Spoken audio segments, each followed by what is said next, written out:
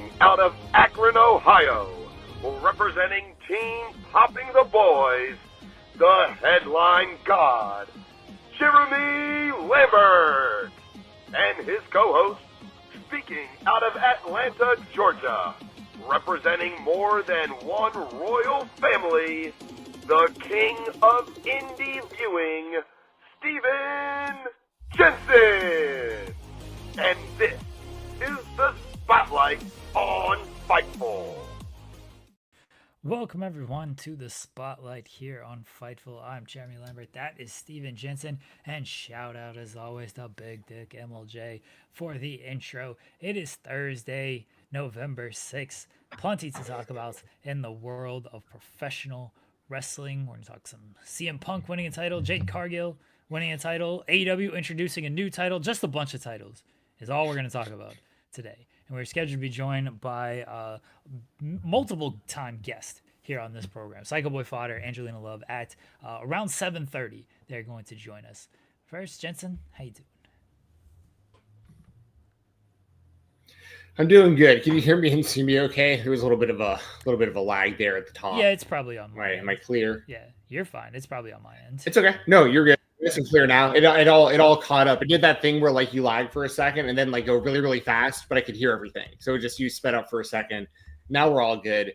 What's up, everyone in the chat? Good to see you, Jeremy. Yeah, there's been a lot going on, even outside of wrestling, of course, which we can maybe touch on a little bit here. Of course, the World Series has ended. We were off last week, everybody. No, there was no show this past Thursday due to Halloween commitments, but. The World Series is over. I very much enjoyed getting back into baseball this year. I bought a whole bunch of stuff off of Topps website. They do the Topps Now cards, which are like limited run. They do them for WWE as well. So I bought a whole bunch of World Series stuff, hoping to score me a Shohei Ohtani autograph. Very, very unlikely, but of course, gotta shoot big. My Minnesota Vikings are looking good. Ryan Adams in the chat. What's up, Skull Vikings? JJ McCarthy's the man. Never doubted him. I'm ride or die for this kid. My favorite quarterback in Vikings history, and we'll just roll, man. We'll just roll. So I love me some JJ McCarthy, and we're gonna get into the UFC betting stuff pretty heavy here on today's show as well. That's kind of non wrestling related, but we did talk about it a bit last week, and of course TKO UFC. WWE all kind of under the same umbrella now. So it is, it's something that I think is worth talking about on today's show because I've got a lot of thoughts about what's going down in that world. But man, what's going on with you? Any thoughts on the World Series? Any thoughts on anything else going on in the world of sports before we get into wrestling? I was correct. The Dodgers did win. I really went on a limb with that picking the team that won last year, but I was still correct. It wasn't looking good. They're down 3-2. I thought Game 6 and Game 7 were two of the best baseball games I've ever seen. I thought that overall the series was just an outstanding series. So I'm not the biggest baseball fan. I say it all the time. It's number 4 on of the big 4 for me, and like it's a distant number 4. But I love high leverage games, and I love watching the two best teams play, and that's what we saw in the World Series. So. That's really it. It's a great series, fantastic series. Yeah, I really enjoyed it as well. The extra innings games, the Yamamoto getting 3 wins in the World Series. It's wild. It's wild seeing what they did. I mean, obviously people talk about the Dodgers and the amount of money they spend, but the Blue Jays aren't that far behind in the spending either. And it's fair game and it's literally the name of the game in how baseball works. Like, maybe one day they will have some sort of salary cap or something. I doubt it, but it's not like it's an unknown thing every year. That's what, people talk about with the Yankees forever. There's a lot of teams spending a lot of money. The owners of the teams have unlimited money. For instance, the guy who owns the Dodgers also owns the LA Lakers. He also owns, I think, various other teams in other sports, like in soccer. I think he owns like the entirety of an entire women's sport. I can't remember which one, but he owns the entire league, I believe. Like, this guy has unlimited money, and if there's this much money coming into baseball and, these TV deals, I mean, there's just so much money involved in the sport. So like, I don't even mind these players making what they make. Like they deserve to make a lot of money, in my opinion. And like baseball, there's an unlimited amount to be made. So it is what it is. The Dodgers spent a lot of money, but they also made a lot of the right moves. Like Dave Roberts, their head coach, had to make some pretty crucial decisions, like putting Pages in the outfield at the exact right time to make that crazy catch over PK in the outfield, like where they collided. Like that, he had just been put in the game because he had been not batting well the entire postseason. Like they had to make crucial decisions at who was going to pitch and when. So there's more to it than just spending money in baseball, but I understand the argument. But there's also a lot of really likable people. I really like Shohei Ohtani. I really like Freddie Freeman. I really like a lot of these people.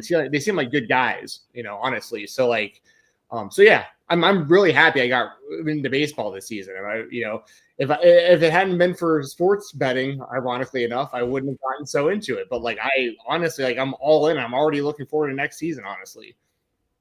Well, the season starts in April, so you still got a little while. There's plenty of sports to bet on until then, Jensen. Football, basketball, hockey. You'll be fine. Don't you worry. We're going to talk about the UFC shortly. And once again, the funny thing about this is I actually did really well on the UFC this past weekend. But did you have the inside information? No, I did. Of course, dude.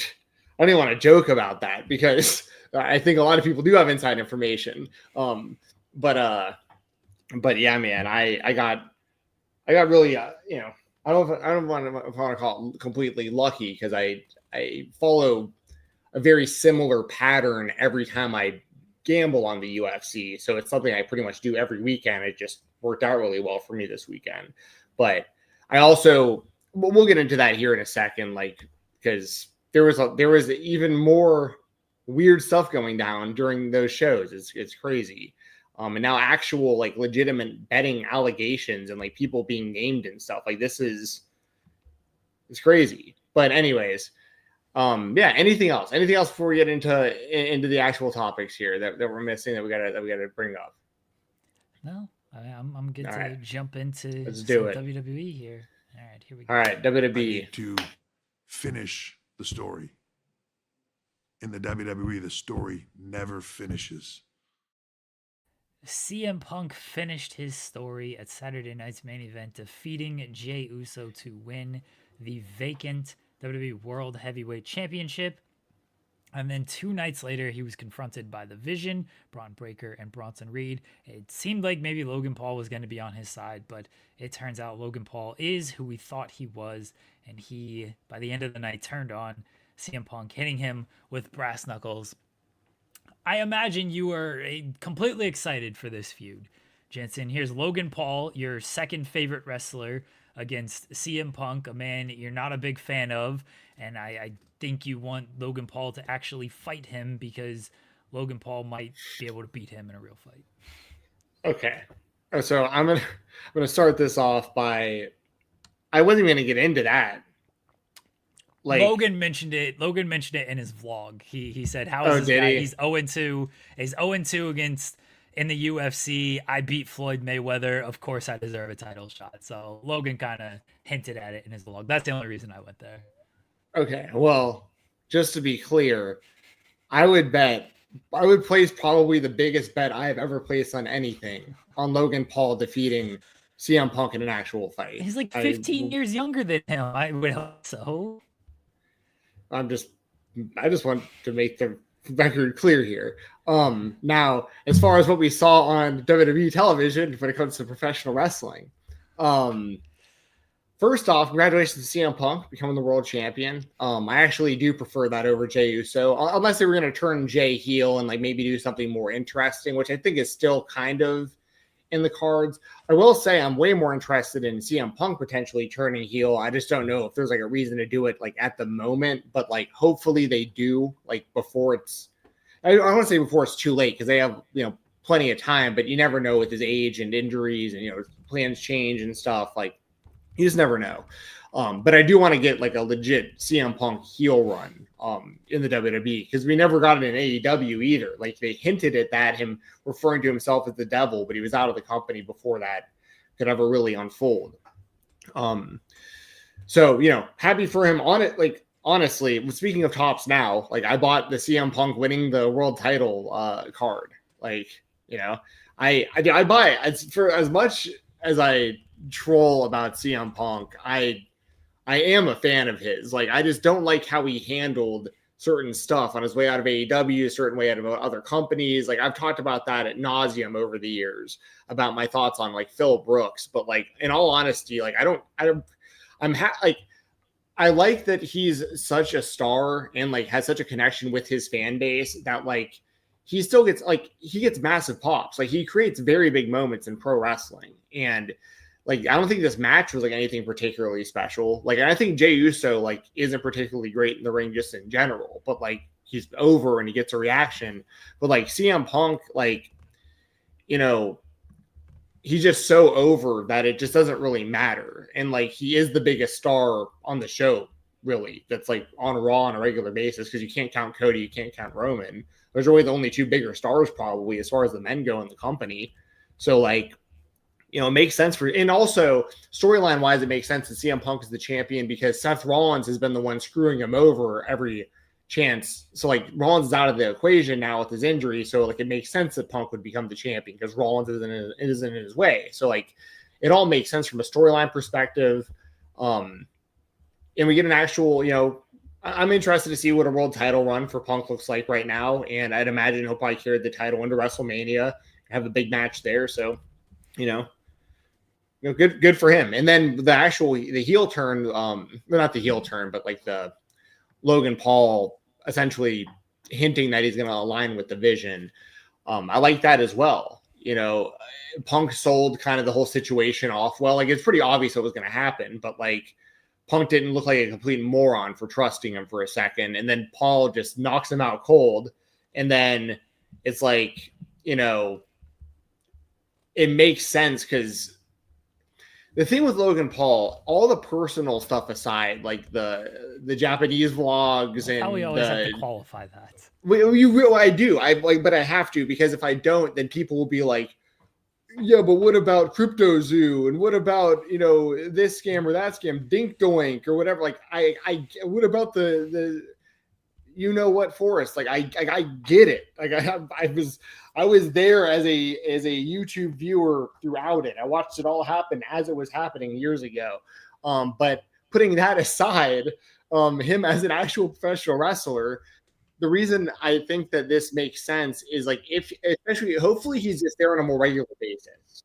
But like he's so good in the ring. Like he has great matches. He's very over. He knows how to be a heel. He's naturally unlikable and he really knows how to lean into it. Like he really is and he's a massive star coming into the WWE. Like has a huge social media following, has those big matches, like you know, fighting guys like Floyd Mayweather, so on and so forth.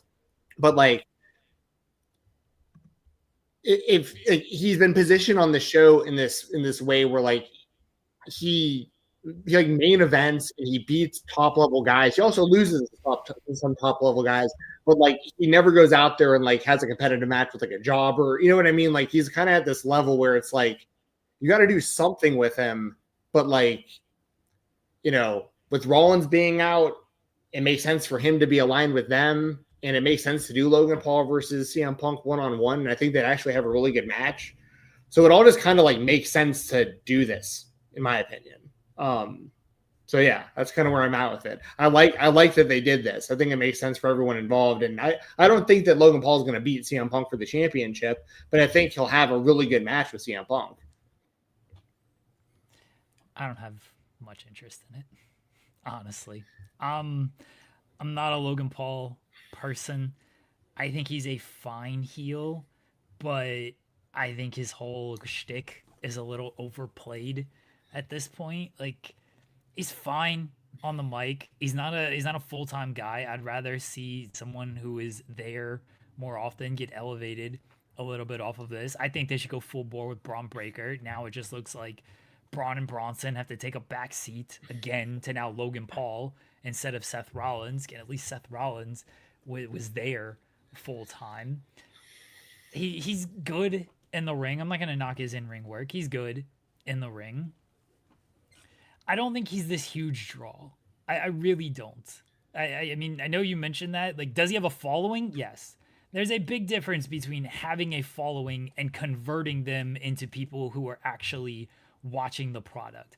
I don't think any of Logan's fans are actually watching the product. If they were, we'd actually see the viewership go up, and it just doesn't. It's stuck where it's at. They do social media numbers, and I'm sure Logan does good there and everything because people want to watch his content, but I don't think he's actually converting people to watch WWE content. So I don't buy that he is some like big star who is some big draw for them. And right now, I don't know if they truly have one because everything is kind of a little cold right now. It's a little flat right now. It feels like the same thing with Logan. Didn't we just see this? Jey Uso won the title. Who was his first challenger? Logan Paul. John Cena lost the title. Who was his first opponent afterwards? Logan Paul. Now CM Punk's the champion. Who was his first opponent? Logan Paul. I don't have any interest in it. I understand where you're coming from, and I don't necessarily disagree. I think that the social media numbers that you're talking about do matter a lot when it comes to Logan, though. Like that's like a big part of it because they care. I mean, that is the thing that matters. Like that's a metric that they want. Like when he goes out there and he does jumps off the top rope as he's recording himself through a announce table, and then it gets literally tens of millions of views across social media and gets picked up by like ESPN and Fox and like it gets picked up by like bigger outlets and spread.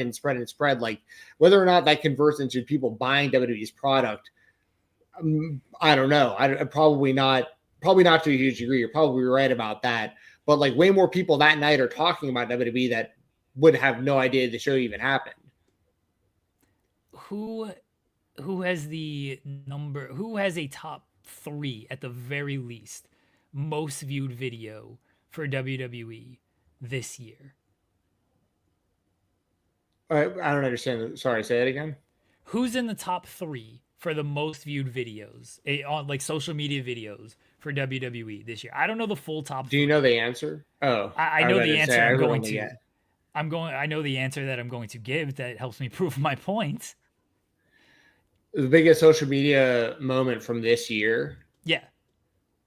It's probably really obvious, and I'm just not thinking. It's Cena's heel turn. Yeah, Cena's heel turn is probably number 1. But you know what top 3 is? Joe Hendry.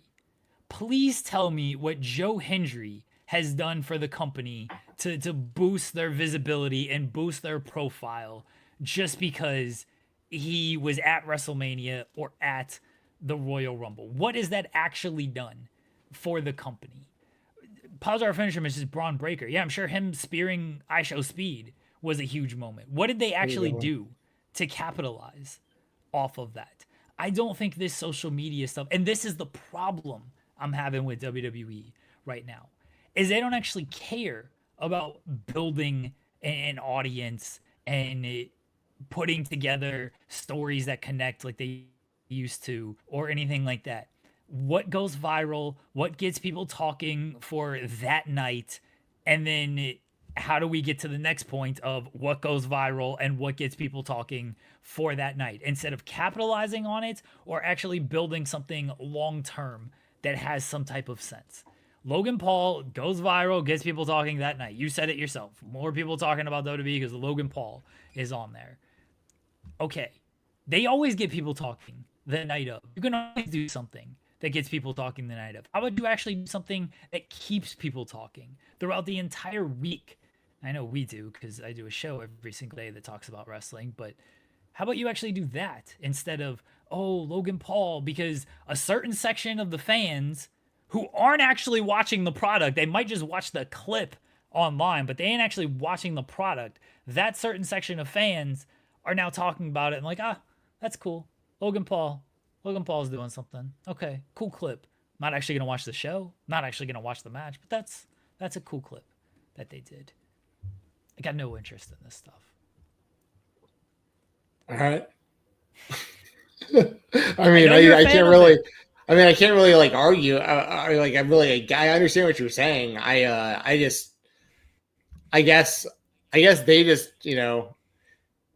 that's a whole other conversation also that would take too long to get into. But like something you mentioned there about like what kind of fan they even want to begin with, that I think even ties into like the high ticket prices and this and that. You know what I mean? Like, I think it's like all kind of connected where it's like, I think you're right. I think that to a degree, they would rather just go viral one night than like have somebody tune into Raw. Like, I'm not saying that that's right. I'm just saying like, I think that's a thing. That's why they get involved with like Jelly Roll and stuff. Like, it's not because they think people are going to become WWE fans for life. It's because nobody, like someone who doesn't watch WWE, but like is a mark for Jelly Roll, wants to see what he looks like when he wrestles. You know what I mean? I'm not saying that's the best idea either. Like all the celebrity involvement. Sorry, go ahead. They think they're converting people, and maybe they're converting a couple of people, but they're also turning people off when they do things like this. I don't know what the full trade-off is. What I do know is that the viewership has stayed at about 2.3 million on Netflix. It has been 2.3 million. It used to be higher. It's actually dropped throughout the year, but it's been at 2.3 for about 2 months now, 3 months now. It's just kind of stayed there. There's no increases. There's no gains on this stuff. SmackDown, now that football is back, or even college football, I know they were up against the World Series. That didn't help them or anything. SmackDown was under 1 million this year. The ticket prices continue to go up, and the attendance continues to go down. Part of that is, the ticket prices are way too high for this kind of stuff. Part of it is, I don't think the product is all that hot right now. So, you're bringing in Jelly Roll. You're pointing out Post Malone in the front row. Celebrities talk about the wrestling all the time. Logan Paul's got 1 billion followers or whatever. How many people are actually converted into watching this show full time? And how many people are just watching clips online, which is valuable. I'm not going to say this stuff is not valuable, because this is what they point to now. Is like, look at our YouTube numbers. Look how many views we do on YouTube. Look how many views we do on social media. But they have to point to this stuff now because the actual television audience is not there, or it is at least declining in a major way. So that's why they have to point to all the social media numbers, because the television audience and the in-arena audience continues to decline. And I blame Logan Paul for all of it. Yeah, I'm going to say, like, somehow that's all Logan Paul's fault. No, it's not. No, I know. I'm just kidding. Yeah.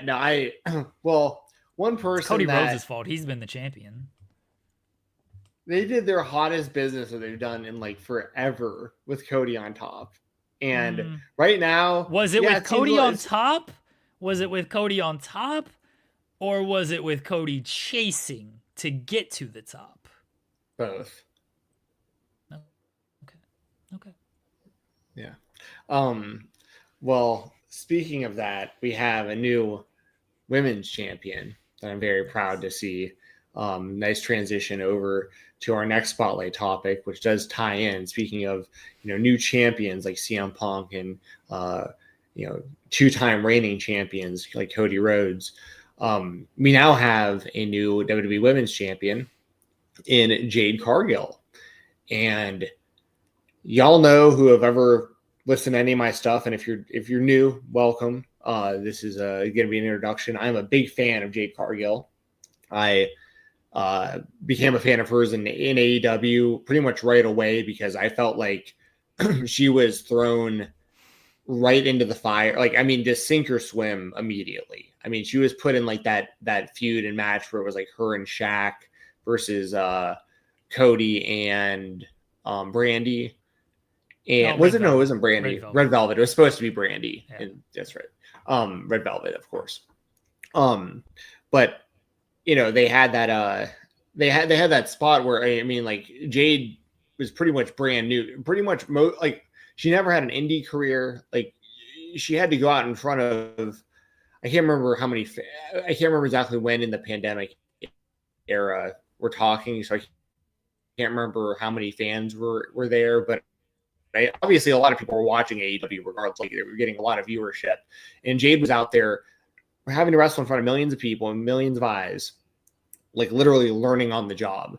And I felt like she did about as well as she could have, like given her limited experience, just like having just no room for error. And she wasn't perfect then, and she isn't perfect now. Like there are things about her in-ring style that I find to be clunky. Like things aren't always perfect, but she looks like a star. She carries herself like a star. I think she's somebody who can be a really good representative of the company.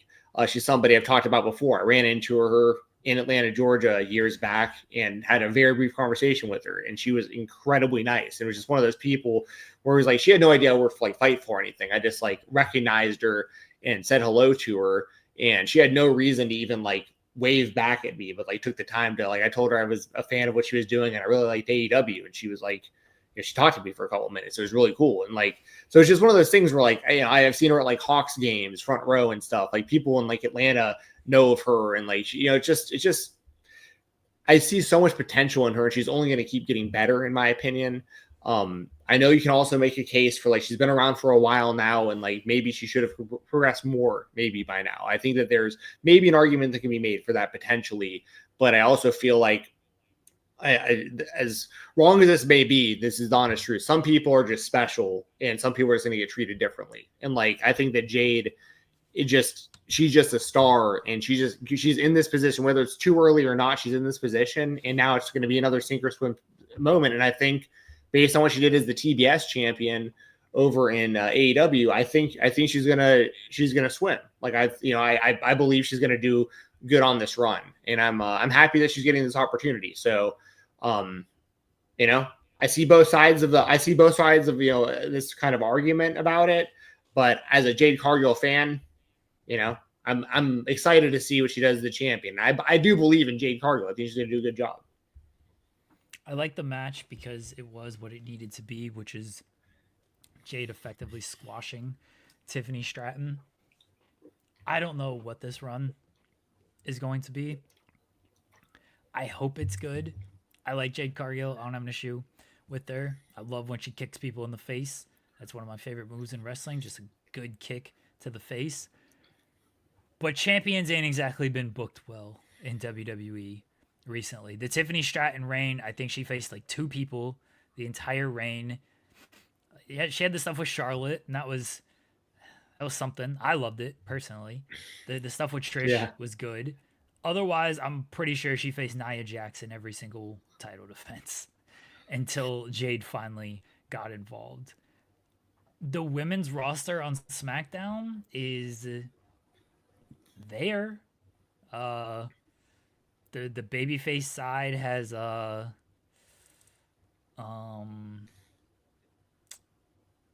have a hard time remembering who's technically on which show. So well, I'm not the best. There ain't. I was not pausing for I'm trying to recall and like nobody's coming to mind. I'm pausing for they ain't really got anybody on the women's side of things. Baby faces. Michin. We're gonna see Jade Cargill and Michin 100 times. They just don't have a lot over there. Because maybe you can count Alexa and Charlotte, but they're the tag team champions. So I'm not really counting them as being part of things. I don't think they're going to be part of potentially going after Jade Cargill. I think they should. I think Charlotte and Jade Cargill was teased a long time ago, and that could be good. I think Jade Cargill against Alexa. I think there's stuff there to do with that. The rest of this roster, I mean, I'll read this off to you, Jensen, and you tell me if anybody really excites you or makes sense.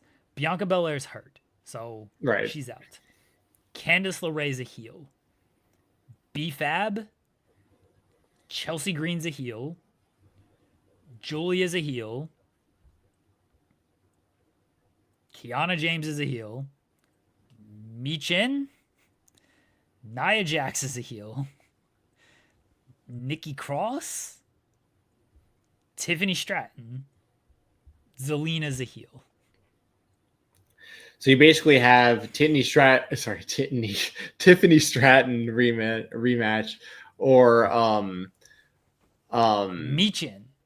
yeah. Well, also, I mean, I don't know how long they want to like slow burn the idea of doing this match, but I would love to see Jordan Grace get like called up essentially, and her and Jade would be a lot of fun. I would love if they called up some NXT people and actually injected some new life into the SmackDown women's division, because it's not there right now. The Raw women's division's doing great.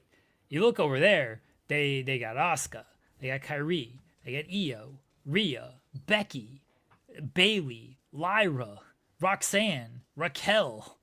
They got a strong Stephanie McCurr. She's the champion. Nikki Bella. This is a strong. I just named 11 women who have all been booked well and who have all gotten television time and could all be in a rotating spot of like, yeah, if they go for the title, that makes sense. And right now they have Charlotte and Alexa, because Charlotte and Alexa are doing stuff with Bailey and Lyra and Kyrie and Asuka. So I considered Charlotte and Alexa to be more there than SmackDown right now, because they really got anything going on SmackDown. I mean, I think their last SmackDown match was Sol Ruca and Zarya.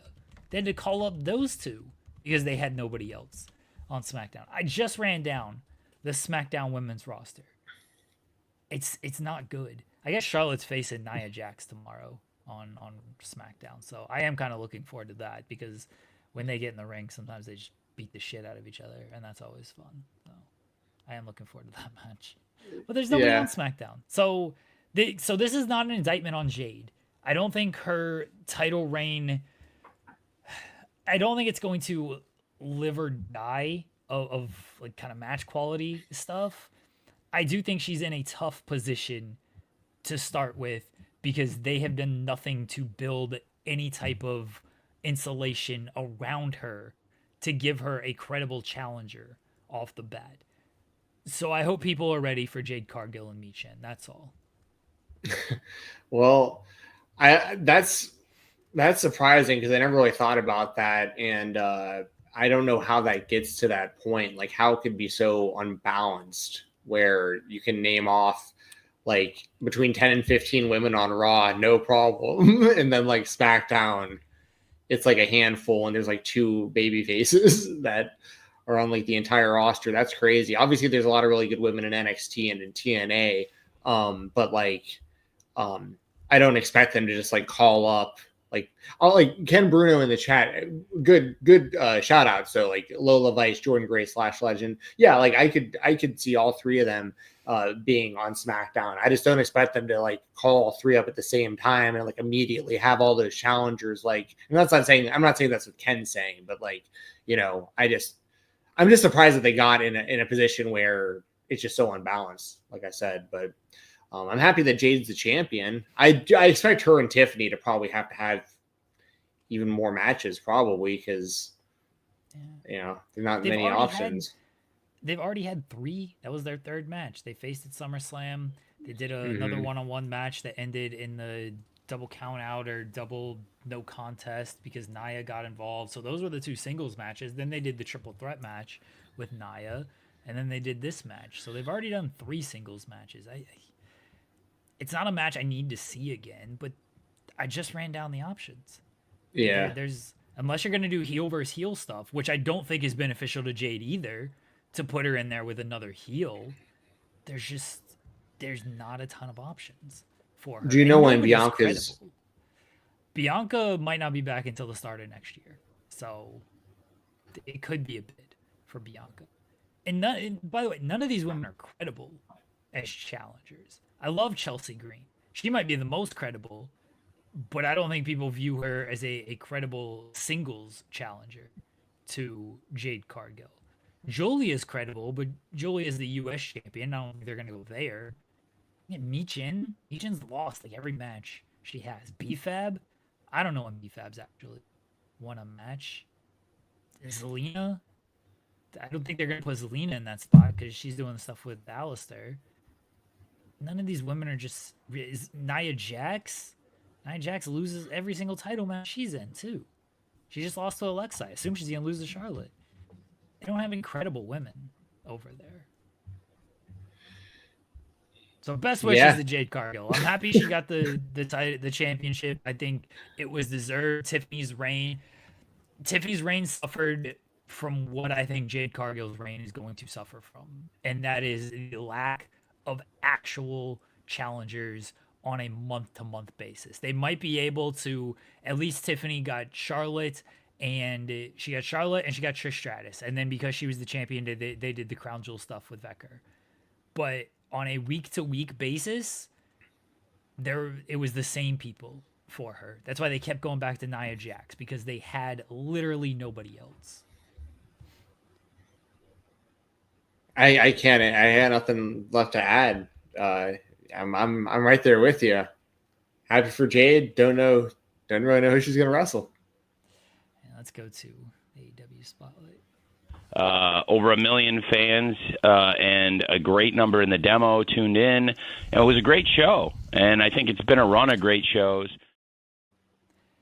Speaking of championships, AEW, before Dynamite went on the air last night, announced the AEW National Championship.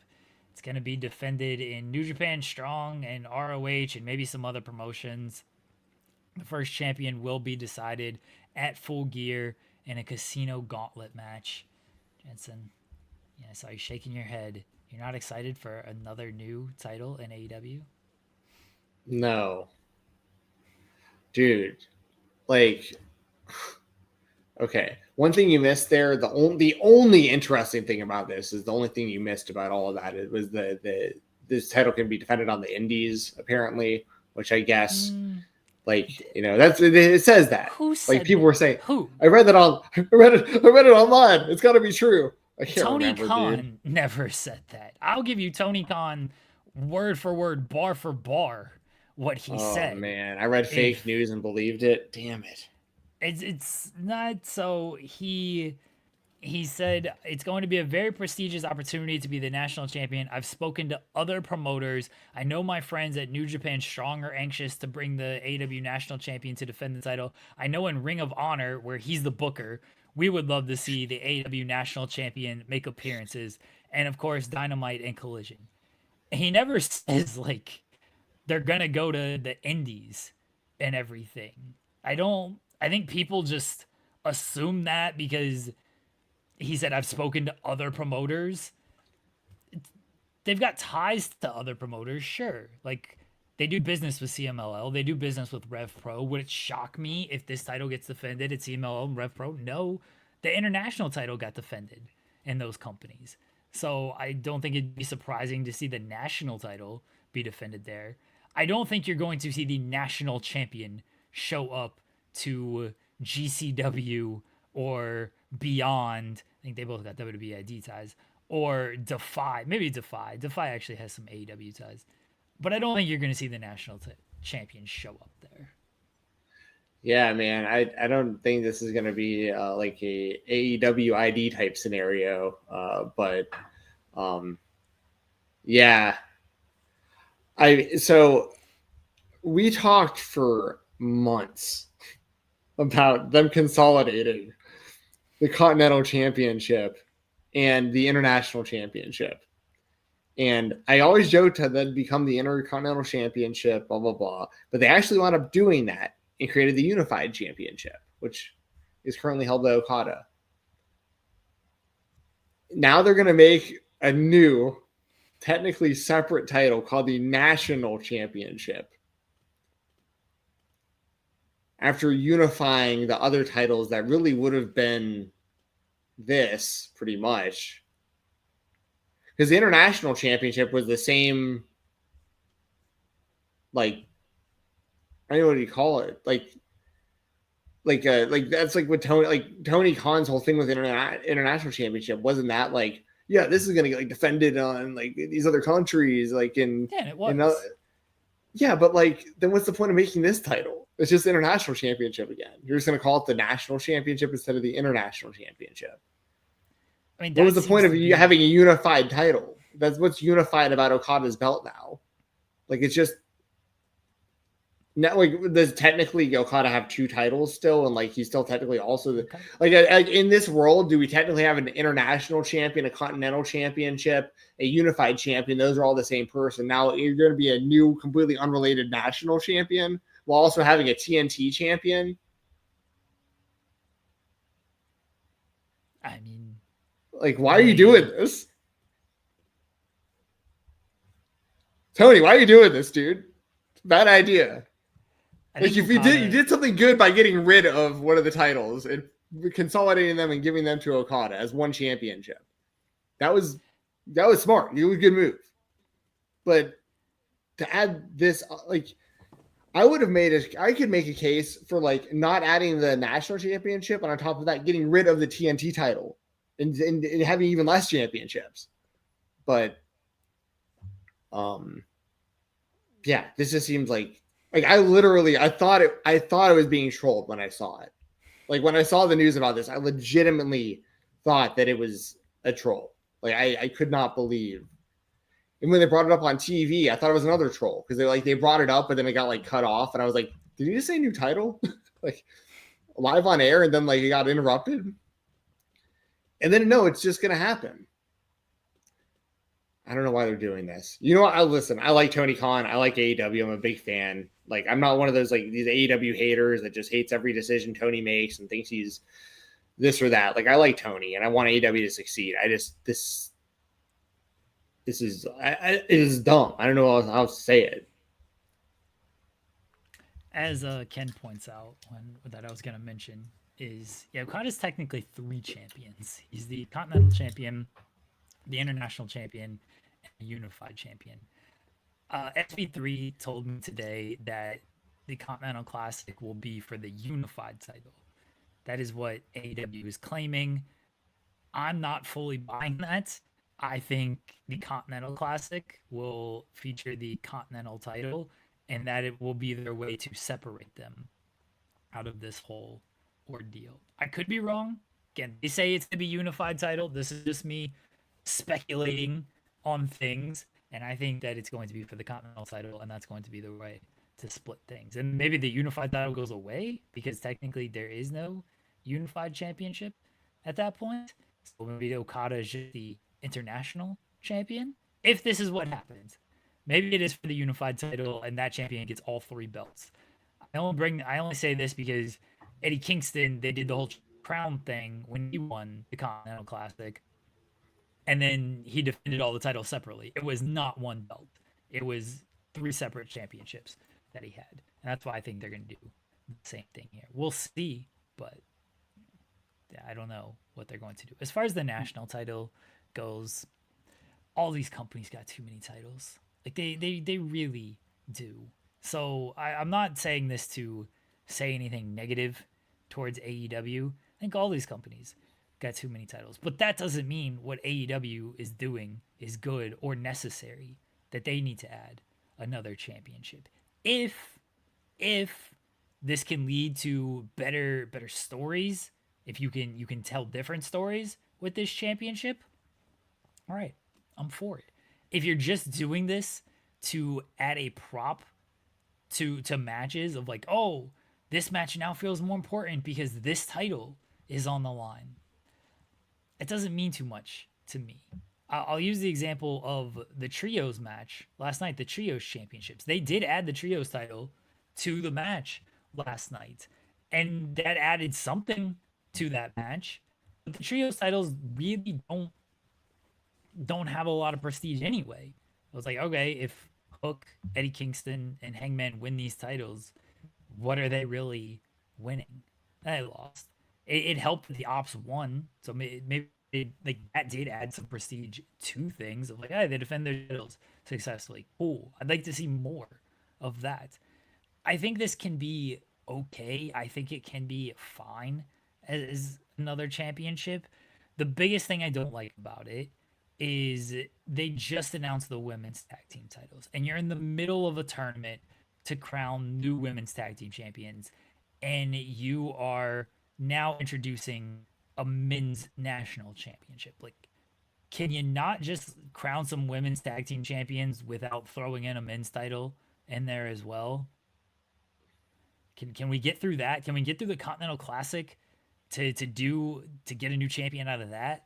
And then if you want to do your national championship early next year, fine. The timing of it just seems unnecessary. On top of the belt is just I can take it or leave it overall. Yeah, I'm with you. Would you real quick? Well, actually, your internet's a little bit better now. It was really choppy there for a second. I could hear everything you were saying though. Yeah, man. In one of the scenarios you just laid out of Okada potentially defending just the Continental Championship, if that is a way to separate the Continental Championship and the International Championship, if that actually winds up happening, and we then are in a world where there is an international champion and a national champion in the same company, like, we can't have that happen. And I agree with you. There are companies that have gone way overboard with this, for sure. Companies like the NWA come to mind. They have like tag champions, U.S. tag champions, junior, this and that. About the national title. Well, yeah, I mean, it's a rip-off idea, but like, this is another reason, honestly, not to do this. If you're Tony Khan, like, there's no point in doing this. Why did you consolidate the international and continental championships into the unified title just to create a national championship? Like, you should have never, like, this should just be the international title on the line. Like, you should have never put the three together or the two together to make the new one. You guys know what I mean. I mean, I just don't understand why you would do this. Like, just seems very counterproductive. Why do you hate AEW, Jensen? Yeah, I know I'm being trolled there, but it's just funny because I even qualified that I'm an AEW fan and want them to succeed. But yeah, it's unfortunate. It's unfortunate that after so many months of talking about wanting them to get rid of a title and get rid of multiple titles, actually, they continue to create new ones. Like the women's tag titles, I understand. You have a lot of women on the roster.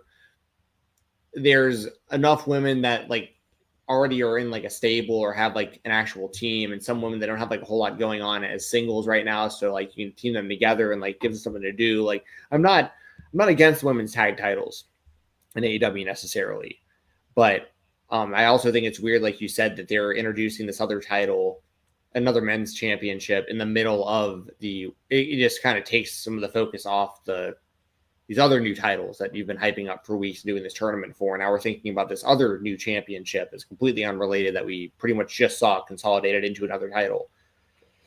So big mistake, Tony Khan. Why did you do this? SP3, what up, SP3? Says, me and Jimmy figured out he added the national title because Tony is dead set on having twice as many male titles as female ones. That's a good theory. I can get behind this theory, SP3. I gotta still listen to AE Ramble because I need Jimmy Macram's thoughts on this whole thing because I know he has thoughts on this, so I gotta hear what Jimmy has to say. SP3 and I had like a 30-minute discussion on the belts today. Some of it was serious and some of it was not very serious. Then let you decide how much was serious and how much wasn't serious. But I'm pretty sure that clip is already up on the channel. So if people want expanded thoughts from me, you can watch that clip with myself and SP3. Yeah, we did about 30 minutes cracking jokes about the national title and its place in this company. I think he's doing all of this because Title Tuesday needs to be, every match needs to have a title. And the only way every match can have a title is if everyone has a title. So he will continue to introduce titles until everyone has a title. And then every match has high stakes. And my biggest theory. I love that. Sorry, go ahead. My biggest theory is that this is complete EWR brain from Tony. To where people who know if you play EWR, like you add match prestige by adding a championship to the match. Like you get a higher rating on your match if you add a title. So Tony is like, he thinks that same way. Like, oh, if I add a title to this, that means it's Oh more my God. important. That means my rating will be higher. And as a longtime TEW EWR player, I got no choice but to respect that line of thinking, honestly. So I hope it just keeps adding titles. Everyone gets a title. It's fine with me. That's so funny. That's so funny. The rationale of if everyone has a belt, then everything's high stakes, which is like so funny because it's clearly the exact opposite. Because you're watering everything down and nothing means anything if everyone has a belt. It's like everyone getting a trophy at the end of the year. You got last place. Way to go, Gipper. And just if everyone has a title, then every match has stakes to it. Has more stakes. Actual stakes should be on the line. That's what we're gonna do in Ring of Hallucinations. We're gonna put real stakes on the line. So we don't have title in Ring of Hallucinations. Drugs and money. That's what's at stake in Aroha. That's cool. Always Sunny did an episode years back where they did escape rooms and that's a the winner got a steak. Yeah, D got the steak. Yeah. The other AEW topic is Blood and Guts preview. We'll kind of quickly run this down since the next time you see us will be after Blood and Guts. I'm sure we'll talk about the matches next week, but for a preview for the men's match, we have Darby Allin, Kyle O'Reilly, Roderick Strong, Mark Briscoe, and Orange Cassidy against the Death Riders, Daniel Garcia, John Moxley, Claudio Castagnoli, Pac, and Wheeler Yuta. Who do you think wins this match, Jensen? Sorry, my computer just did that thing where I couldn't see you for a second. Okay, we're good now. That was on me, not on you. That mistake. That's a HDMI cable issue. Yeah, I'm gonna go with the Death Riders. I'm gonna go with the Death Riders to win. They're gonna. So, I feel like the Death Riders have to win, but I also don't know like where any of this could possibly go afterwards. Like I know that there's certain members of the conglomeration, like Mark Briscoe, have stuff going on for themselves, like him versus Kyle Fletcher is going to happen again, stuff like that. But like as a group, if you're going to continue with the Death Riders, I feel like they have to win this match to keep like any level of credibility after Moxley, like, losing over and over and stuff like that. Like you just gotta, I feel like the Death Riders have to win. I think the Death Riders will win, but I also think the Death Riders will finally splinter because they've been there. I mean, it's been a year now, and there's been some highs and lows. But if Moxley's not in the title picture, which he's not, I don't know where he's fully going outside of getting kicked out because he's not the champion, and he cowardly tapped at All In, and he cowardly gave up at Wrestle Dream. And so maybe it is time to get somebody fresh as the leader or just the main voice. And I don't know if you bring in someone new or if you make Claudio that guy or Pac that guy. So I can see where the Death Riders lose, and maybe Moxley again is the guy who kind of gives up, and then they finally see this ain't it. John Moxley is no longer it. He does not stand for what we thought he stood for. He does not back up what he says. Our guest is here now. If you would like to give them an introduction, Jensen. Yes, I will. We do have some guests coming on the show here in just a moment. Going to be joining us, returning guests, friends of the show. We got Psycho Boy Fodder and a new member of the TNA Wrestling Hall of Fame, Angelina Love, Psycho Love, back here on the show. Hey guys, can you hear us and see us okay? Sure can. What's up? How's it going? How you guys doing? It is going great. How are you guys doing? That's Richard. Who did that? Richard Nixon? Is that Richard Nixon? Yeah, it was Nixon. Yeah. That's What's going I am on, not man? A crook. Yeah, that is I am not a crook. So That's I don't know it. if you need to That's it. as the balloons come up. Oh, look, you got balloons too. Yes. Yeah, that's an Apple feature. That's a Mac feature right there that the balloons pop up. I can make fireworks as well if we want to. That's perfect. You need the pyro before you come on. See? There you go, right there. That's amazing. Oh, that's awesome. How you guys doing? Doing well. Oh, we're doing well. good. We're doing good. Good, man. Thanks for having Hanging us out. on. Yeah, absolutely. Appreciate First it. off, obviously, congratulations, Angelina, for becoming a member of the TNA Wrestling Hall of Fame. Very, very cool. I thought it was a beautiful speech. Really great to see your family there. Saw Fodder there in attendance, of course, as well. What was the experience like becoming a member of the Hall of Fame? Very well deserved, and it was very, very cool to see you go in. Thank you. I appreciate it. It was everything I wanted it to be, everything I hoped it would be. It kept me up a few nights at 4 a.m. I would wake up and be like, oh, when am I going to write my speech? I got to think about my speech.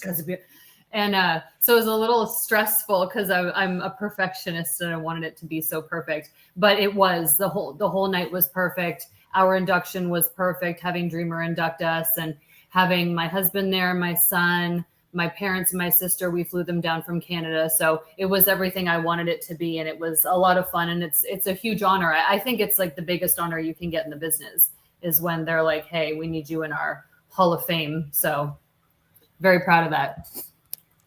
Yeah, I want to echo just what Jensen said. Is very well deserved, and everything I thought went off really well with the Hall of Fame. And I loved.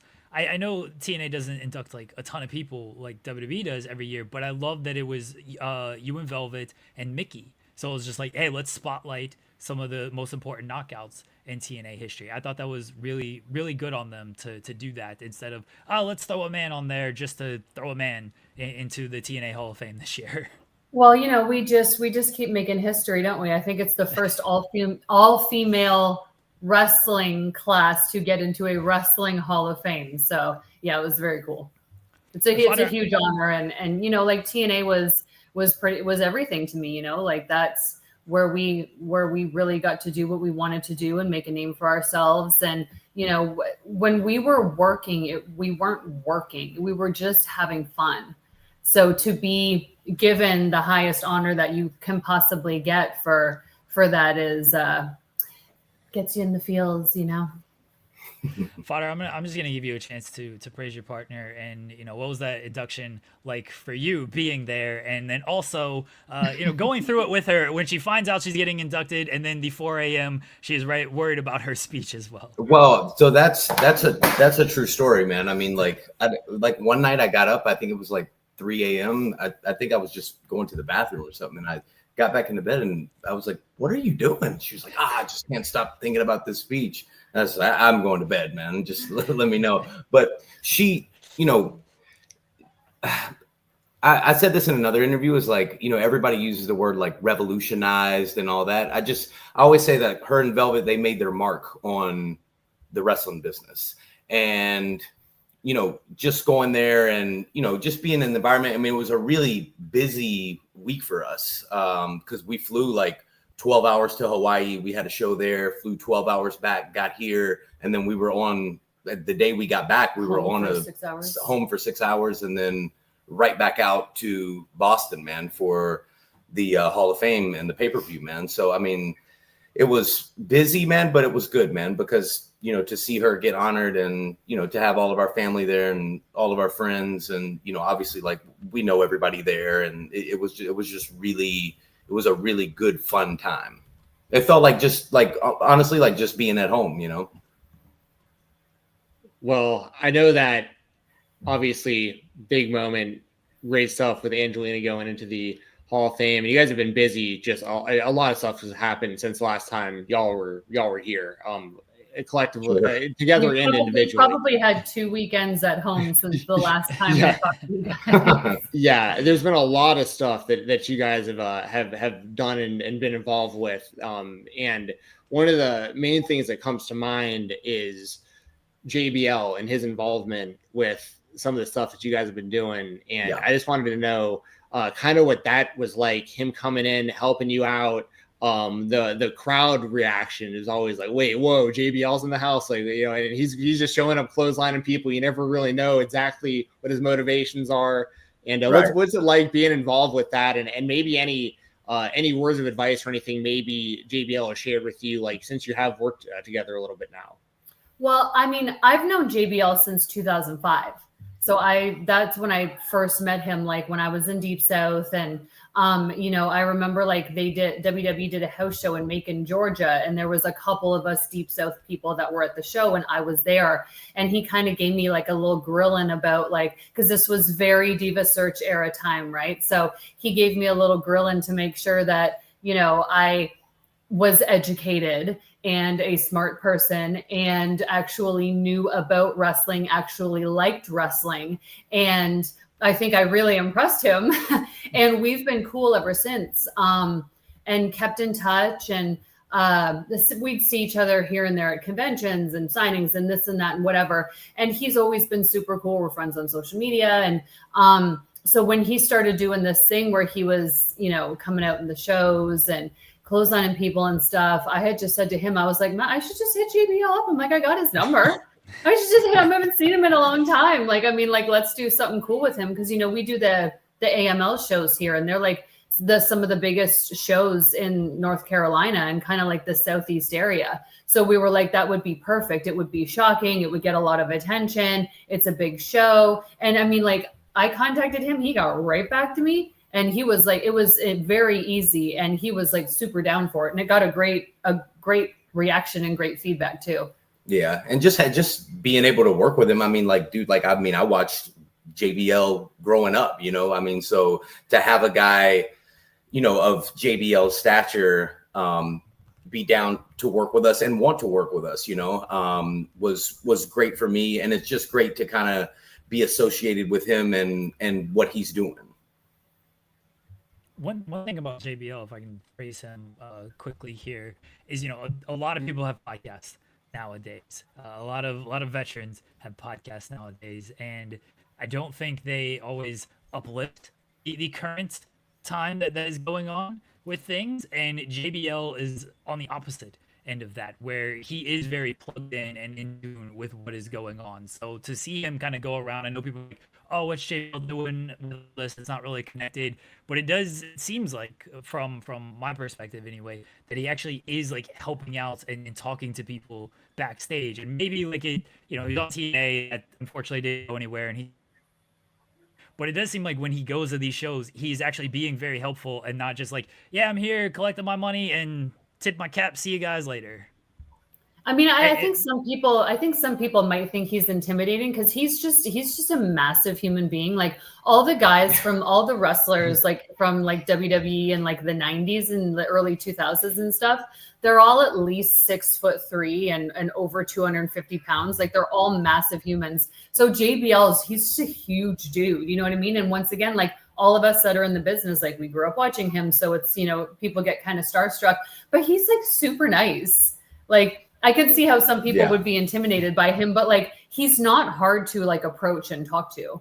Yeah, cool. Obviously like he's got his reputation, but like all of my experiences with him have been great. He's very helpful. Anytime I've ever asked him for something or asked him for feedback on things, he's always willing to help and give feedback.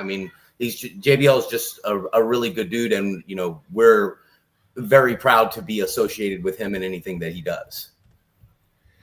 Fodder, earlier this year, you wrestled Joe Hendry for the TNA World Championship. Talk to us about getting in the ring with Joe Hendry at a time where he was super hot, coming off of the Rumble appearance and then heading into the Mania appearance. Yeah, they brought him in, and Brian Hawks, who's the booker there, he hit me up and he's like, hey man, he was like, would you be interested in working with Joe Hendry? And I was like, well, yeah, that's a no-brainer. He's like the hottest thing going right now. Very easy to work with, a total pro in the ring.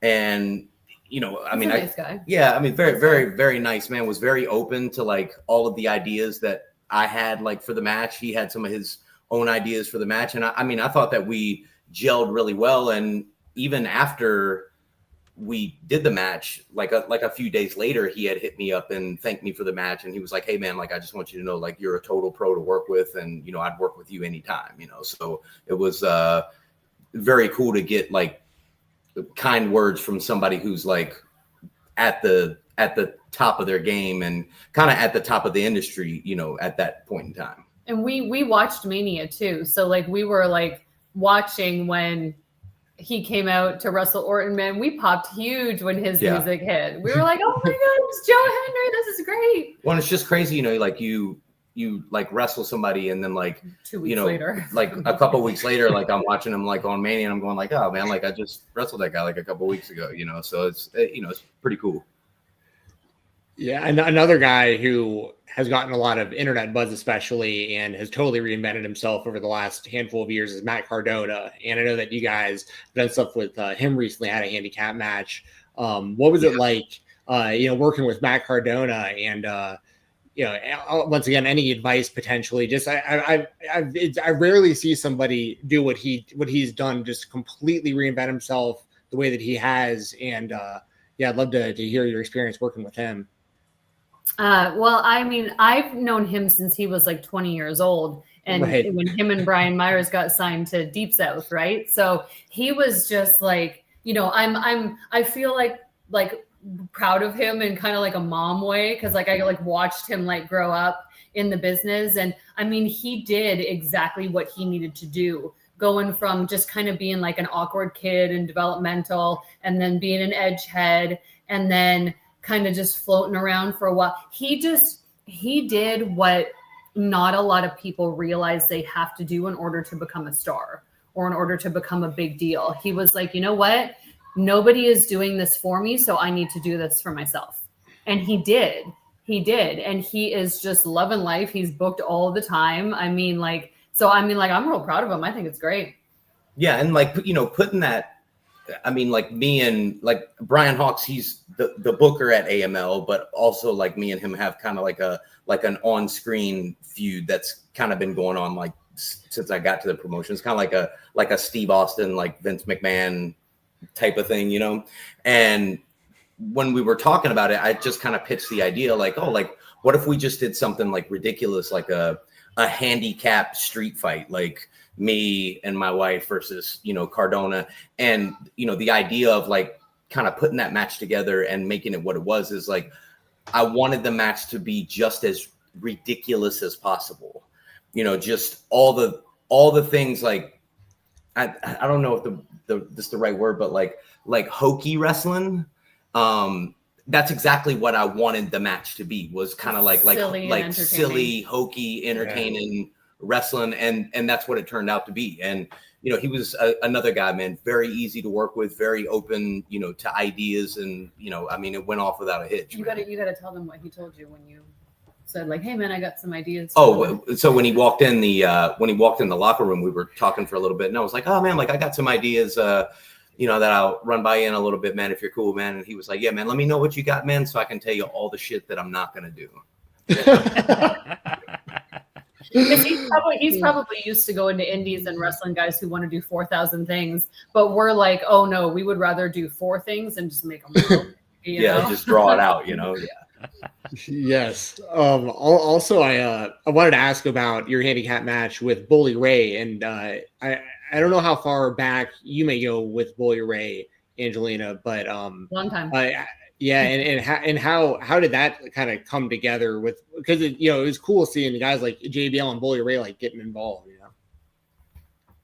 Yeah, well, I mean, that was for ASW Bash at Beckley. Yeah, it's like the Bash in Beckley is like a big kind of like a super show convention thing that they do up in West Virginia, and they had him booked, and the guy who kind of puts everything together, Gary Dameron, he knew that I had worked Bubba before, and he asked me, you know, would we be down to work with him again? And I was like, of course, man. And that was actually, the handicap match was actually Bubba's idea.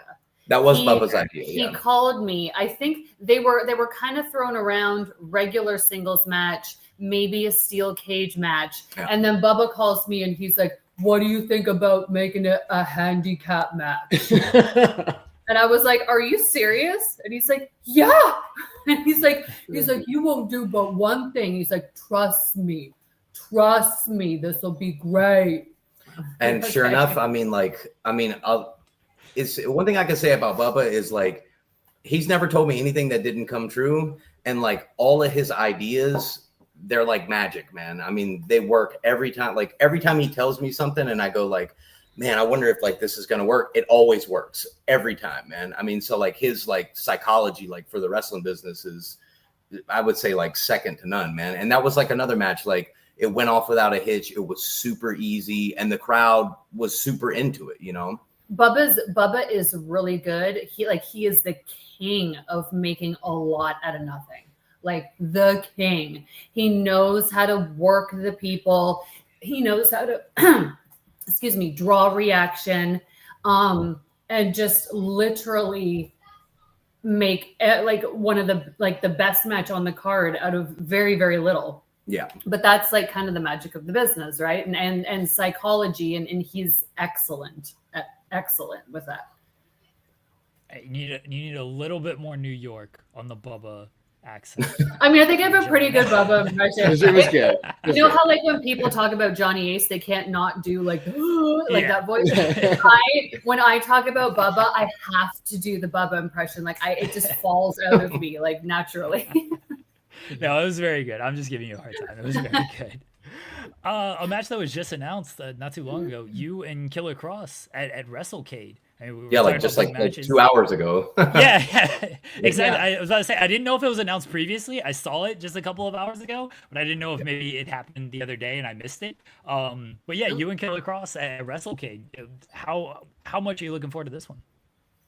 I mean, I think this is, I mean, like, man, like, I've done so many big matches. But I think just with him being just like piping hot right now, fresh off of, leaving WWE, I think this match is cool, right? Because like there's a lot of dynamics to the match where it's like the two married couples getting involved with each other. And like when he first got let go from WWE, like that was one of the first things I was getting hit with from like fans and stuff. They were saying like, oh man, like when do you think you'll work like Killer Cross, or when we all do like a mixed tag with like Cross and Scarlett? So for that to be happening at WrestleCade, which is one of the biggest like super show convention type things of the year, I'm very happy with it. So shout out to Tracy Myers and Brian Hawks for making that happen. And like the fan response, like today, we were just looking at it like on Facebook and everything. I mean, like the comments are just like off the charts, man, for the match. So I'm glad that like the fans are really excited for it. And I actually know Cross from like the Control Your Narrative stuff. Like he was in like the part 3 of the Control Your Narrative. So I'm very much looking forward to working with him.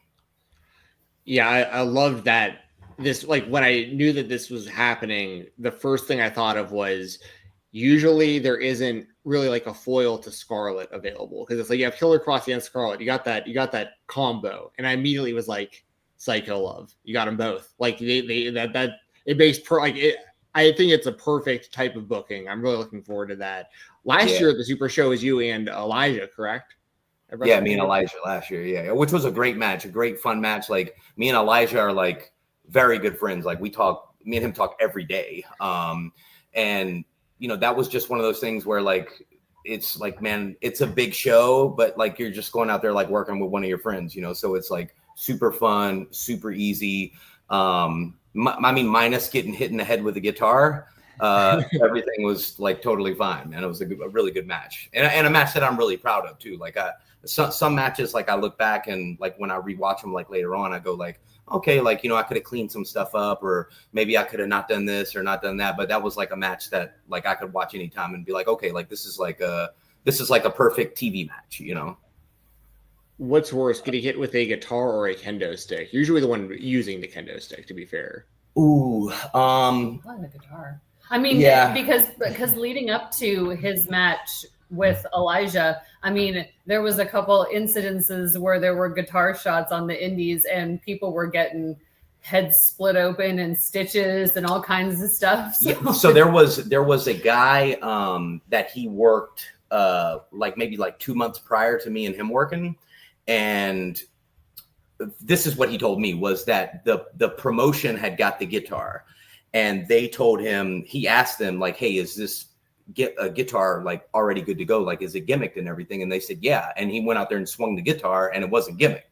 So like the guy he hit, man, I mean, like he destroyed this guy, man. I mean, like he had a huge, I mean, it was like down to the white, and it was unbelievable, man. So like when I hit him up about the match, I was like, hey, like we're working together, like this would be cool. Like he just texted me back. He was like, guitar shot ? And I was like, I don't know, dude. Like the last guitar shot was like, not do good. this. But you know, fun, easy match, man. And you know, he's a god. Work anytime, any day of the week. Someone who you also just recently worked, Ezekiel Jackson, and not only recently worked him, but this was Ezekiel's first match in 10 years. He announced like his big comeback earlier this year, and he's been taking some bookings, and this was his first match back. It was you and Sylvain Grenier, I believe. Yeah. So couple of former WWE. I don't think their paths ever crossed in WWE, but working with Ezekiel, maybe WWE ECW at some point. Maybe it's possible. Maybe. Ezekiel Jackson was like the last ECW. Yeah, he was. Yeah. Are you technically the ECW champion with him? Say that again. Oh, sorry. Yeah. I want to hear about that. Well, I gotta ask Fodder if he's technically the ECW champion first, because he won this match. So I feel like he should be the champion.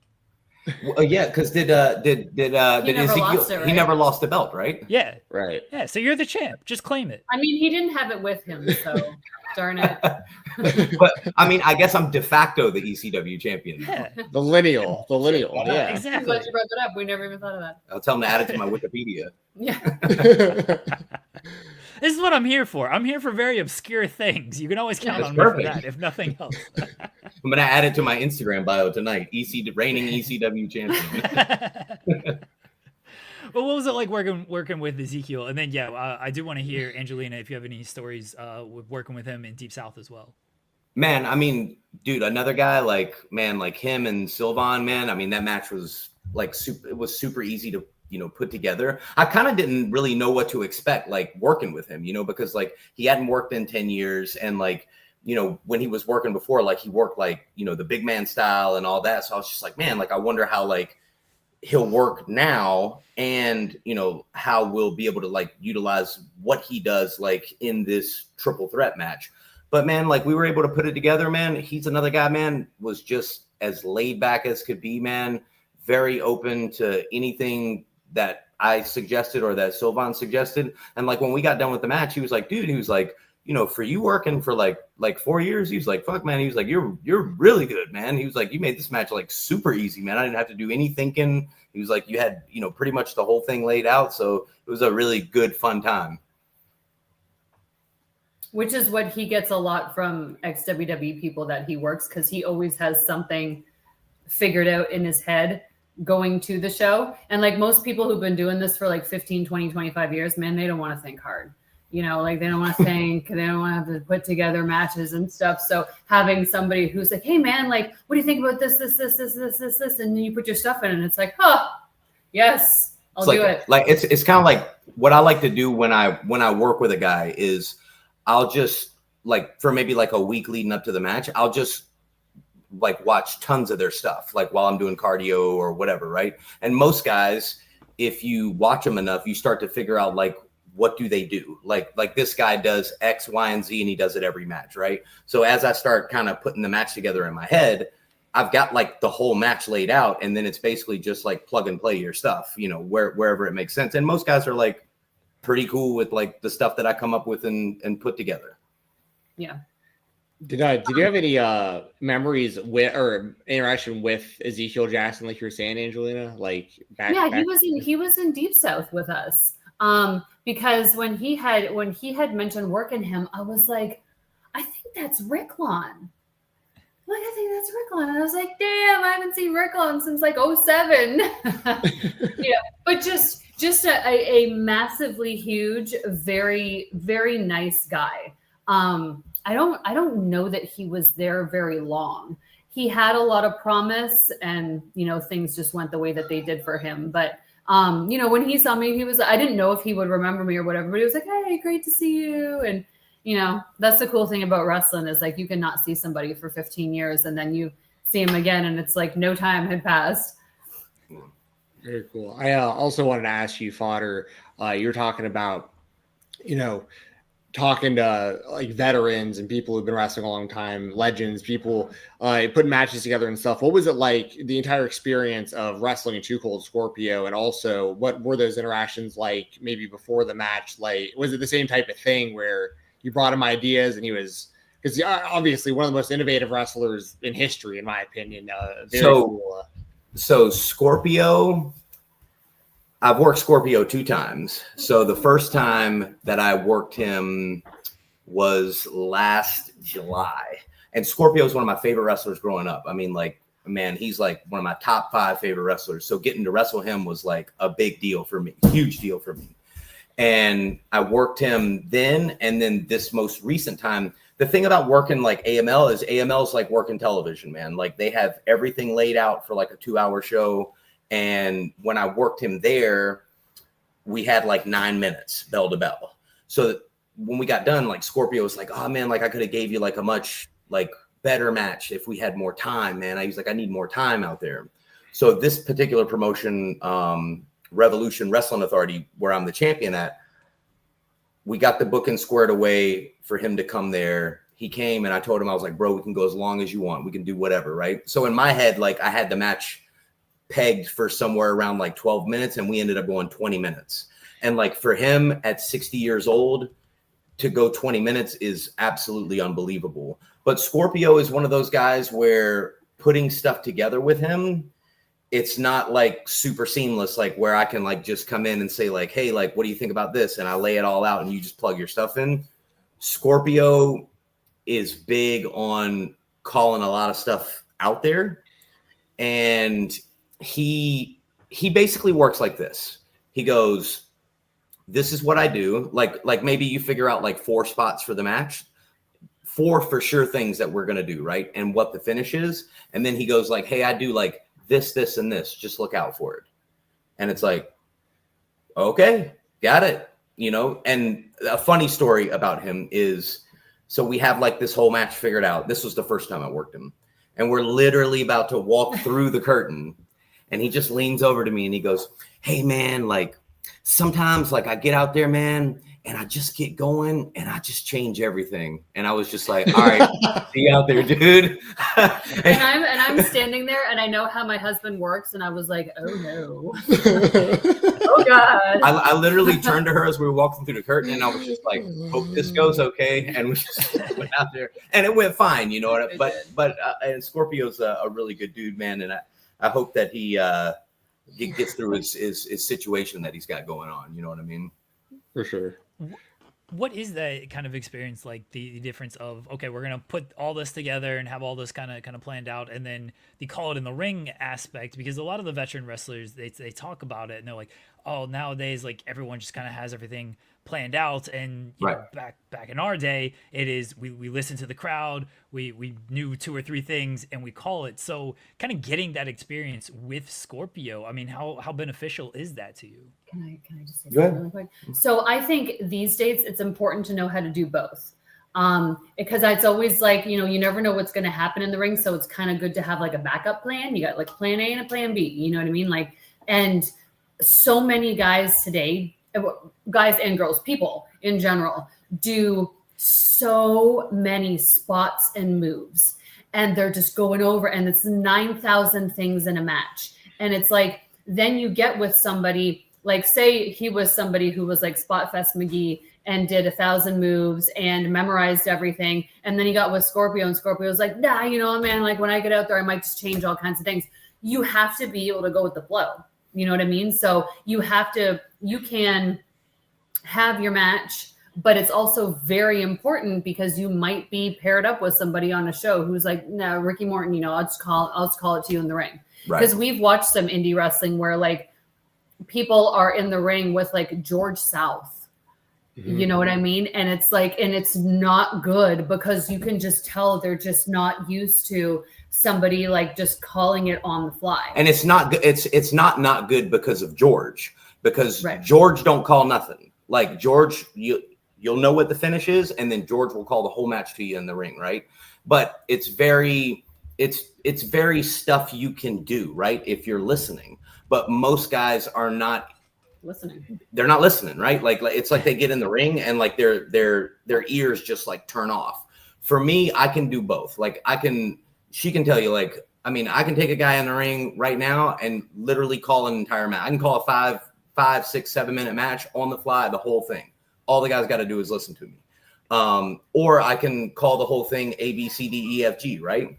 But one thing about kind of mixing in and doing both is you can listen to the crowd. I'll tell you a story about Scorpio. So one of the spots in our first match that we were doing was going to basically end up with me taking a headlock and then going into like a run spot with Scorpio, right? So I grab him, I get him to the corner. I've got him in the corner and I push him, boom. And I look at him and I go, what are you going to do, Too Cold Scorpio? And I just tell him right there, like, while I'm doing this, because the crowd is loud and everything. And I go, you going to take the headlock? Because I'm expecting him to take the headlock, right? And he literally just stood there and didn't do anything. And he's like looking at the crowd. And he just kind of moseys on around into the middle of the ring.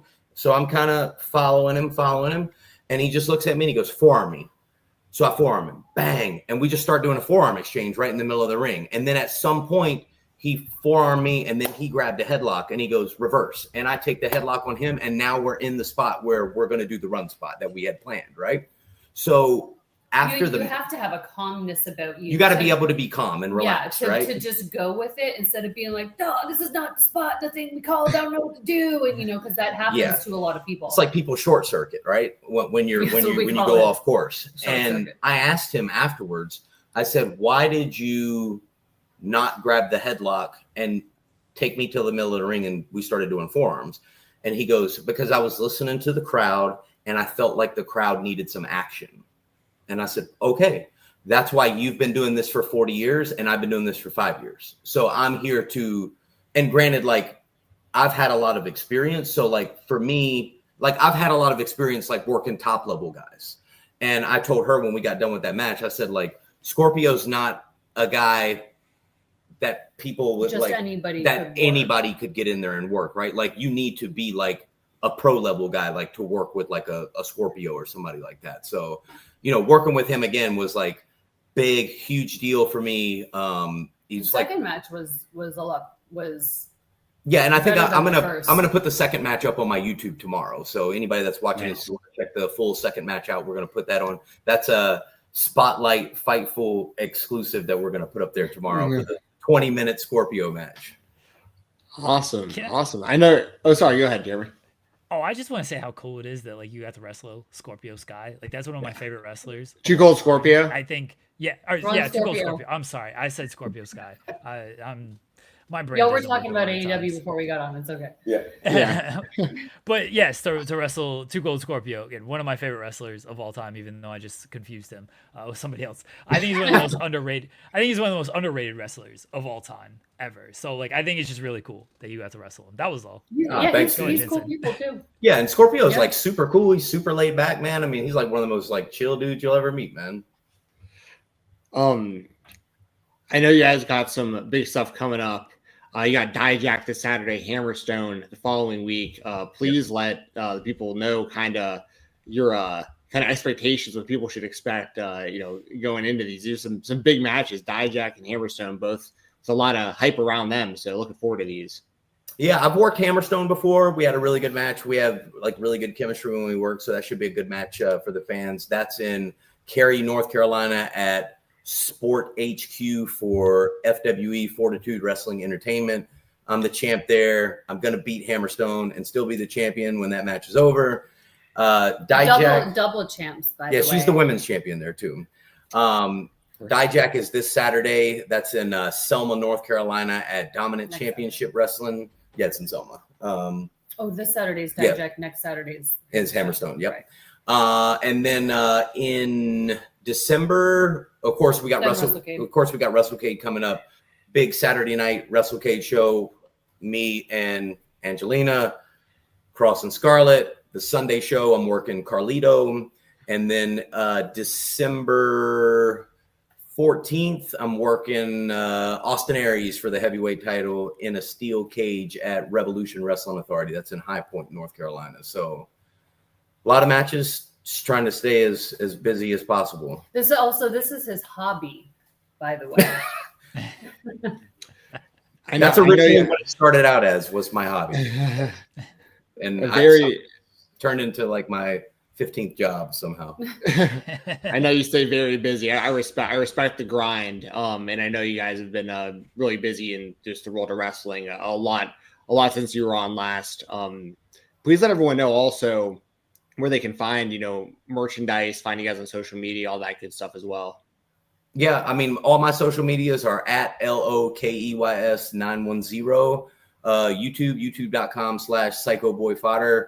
We got the merch store on my YouTube channel, so you can get T-shirts and. Oh, I'm wearing your shirt actually. I forgot I had this on. Oh, my man! Yeah. There you go. The whole time. That's great. I completely forgot I was wearing this. I put it on this morning, and I was like, "Yeah, we're doing the interview tonight." Yo, Jeremy, did I send you one of those shirts?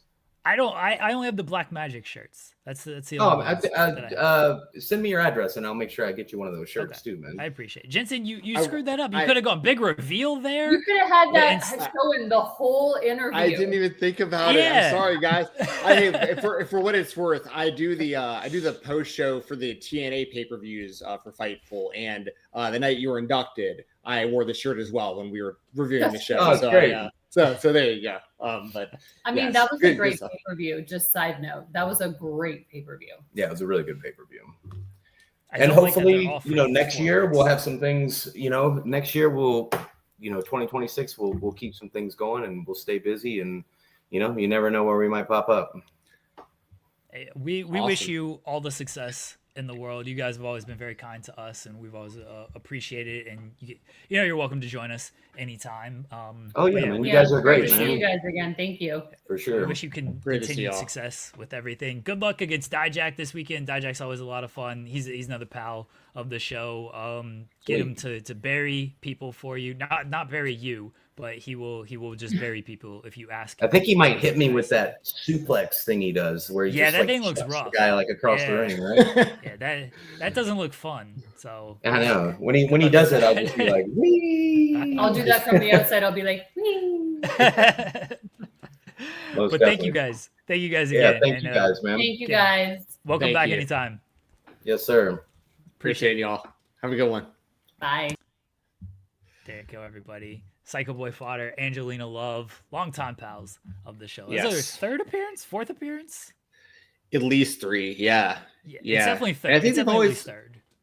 I think we had Fodder on solo the first time, I think. And then all the other times, I think, were both of them, I think. Wasn't the first one, and maybe I'm misremembering stuff, wasn't that with EC3 as well? Wasn't he lurking in the background? Wasn't that with Fodder? Yeah, I definitely remember we definitely interviewed somebody who was live at a show backstage. I don't know if it was a Fodder interview or for someone else, but that definitely happened to us where EC3 did a run-in during our show to tell us to tell Sean to contact him about something. Yeah.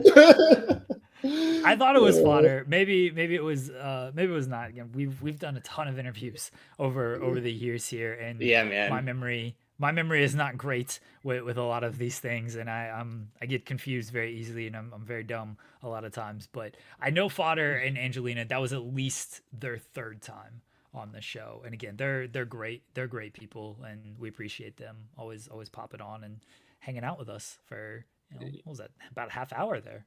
Yeah, that was great. Yeah. That was great. And I mean, and of course, the timing too with Angelina going into the Hall of Fame. I mean, I'm not just saying that with her being on the show. That was I think, I'll be honest, I think that there's some people in the WWE Hall of Fame that are names that you could very much debate whether or not they truly, quote unquote, deserve to be in their Hall of Fame. If a TNA Hall of Fame exists, I think Angelina Love 1,000,000% should be in it. So you know what I mean? I think it was awesome. I'm glad we were able to congratulate her in person about that. Then Fodder, of course, just like I said, he's grinding. He's working. He's working overtime on top of overtime and traveling all over the place. And he's on that grind. Only 4 or 5 years in, also. So I mean, great to see them again. Always welcome on the show. Yeah, for sure. All right, we were talking about the men's blood gut match, and I could see it going either way. I think the Death Riders loss is better kind of for the overall story. But we'll see how they go. And you think the Death Riders are gonna win though? Yes. Sorry, I lost you again. This was the double whammy of your internet was being choppy at the same exact time. My HDMI cable got wonky. So give me a second here to try to. Can you see me right now? Do I just look stupid Yeah. like I'm No. fiddling with stuff? Okay, here we go. Yeah, now we we're can good. see I'm you. good. I'm Okay. good. I'm good. I can see you now. All that to say, there's not a whole lot I think you can really add to that, honestly, because I do agree. Like, if the Death Rider story is going to continue, they have to win. But like, if they're going to, either kick Moxley out of the group or what, because I could definitely see a scenario where Moxley, after all of this, even like, I could see him becoming a babyface coming out of this because like his overall goal and message at the end of the day was to make AEW a better place and like in his vision. And you can figure a way to like kind of have it both ways, if that makes sense, where like you could have a situation where Moxley turns because his group turns on him or whatever. But like at the end of the day, Darby Allin, becomes the AEW champion, like, which is ultimately like the end game of what Moxley really wanted. At like there's a way to make this work in where Moxley becomes a babyface. I think Hangman being the world champion, he should continue to be the champion, by the way, at least for the time being. But like, so I don't know. I guess we'll see kind of which route they're going to go here. Like, are they going to continue this Death Rider thing? Because if they are, like I was saying that this thing was kind of like out of steam and out of ideas months ago, but they have found ways to continue it and make it a little more interesting. The return of Pac, adding Daniel Garcia, so on and so forth. Claudio, by the way, just that's a whole other conversation in itself. But like every time I watch Claudio Castagnoli wrestle, I'm impressed. Like literally every time. Last night I'm watching him wrestle Orange Cassidy, and I'm just like, this guy is and has been so insanely good. This guy's such a physical, athletic freak. And it's just whatever that one little thing is that's missing from him, that's always been missing his whole career. Whatever that thing is, if he just had it, he would just be, he's like the perfect pro wrestler, this guy. But he's like missing this something this whole time. And no one could put their finger on it. It's unfortunate because he's incredible. And so is Orange Cassidy, by the way. I really liked their match last night. But Claudio's just a freak. It just reminds you when you see him have matches like what he had last night, or like when he picks up Darby Allin and throws him from the ring through the announce table and stuff. I mean, just like unreal. Yeah. So what's your official prediction? Do you think that the conglomeration and the baby faces, like they win and this is like the beginning of the end basically for the Death Riders, or do they continue this? No, I think Team Darby wins and the Death Riders kind of fracture off of this. In one scenario I could see in my head, I just don't know. I don't know if this is going to play out this way, but I could see Pac and Darby Allin at the pay-per-view because that's the one guy Darby has not faced yet. And I could see Pac winning that match and almost Pac becomes the leader of the Death Riders as they get Moxley out. I don't know what you do with Moxley if he's not part of the Death Riders is the thing, because I think he has a strong role, but I also think, especially after the Samoa Joe heel turn, you kind of have that top heel that Moxley has been over the last year. And you also have Bobby Lashley, who he might be a babyface at this point. Honestly, it just depends on who he's feuding with everything. MJF is going to be back pretty soon. And then you got the entire Don Callis family who are all heels. So you kind of got a heel in Okada. Takeshita technically a heel, although he might get turned. And Kyle Fletcher has been elevated throughout this year. So you've got some fairly good heels over there to where I think they can survive okay if Moxley is no longer part of that group. So we'll see. I think, right. The Death Riders could win. They could just continue this, and who knows where they're gonna go with things. He could be feuding with Darby Allin for the next year, as they've done this entire year almost. Very possible. The women's Blood and Guts match. I'm gonna try to do this off the top of my head, which again, my memory not very good.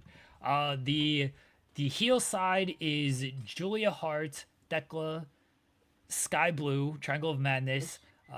Megan Bayne, Penelope Ford is out, and I don't actually know who technically replaced her. I guess Marina Shafir. and Mercedes is the heel side. The babyface side is Toni Storm, Chris Statlander, Willow. It was gonna be Queen Aminata, but Queen Aminata is hurt, and her replacement is Mina Shirakawa, Hayter, and Harley Cameron. Right? Yep, you got it. Lineup? Yeah. Okay. So there we go. That's the lineup for Blood and Guts women's. Who do you think's winning this? That's longer than the Astro prediction. Okay, let's try to remember who's in the match. Okay, and now that we've got that out of the way, so not that I probably should even go by this logic, honestly, because I probably shouldn't. But like, part of me is like, well, they actually have two babyface teams win or two heel teams win. Will they have 1-1? I feel like it's going to be 1-1. I'm leaning towards Death Riders in the main event still, or what I'm assuming is going to be the main event. So I'm going to go with the babyface women in this one. Especially because I think that Mercedes Moné, like, she's already got all these championships. She'll probably get even more. Like, it's not like she can. Like, obviously, she's not going to be the one taking the pinfall. Like, you got, Sky Blue or Julia Hart probably able to do that. If they're going to do it on the other side, I feel like the women on the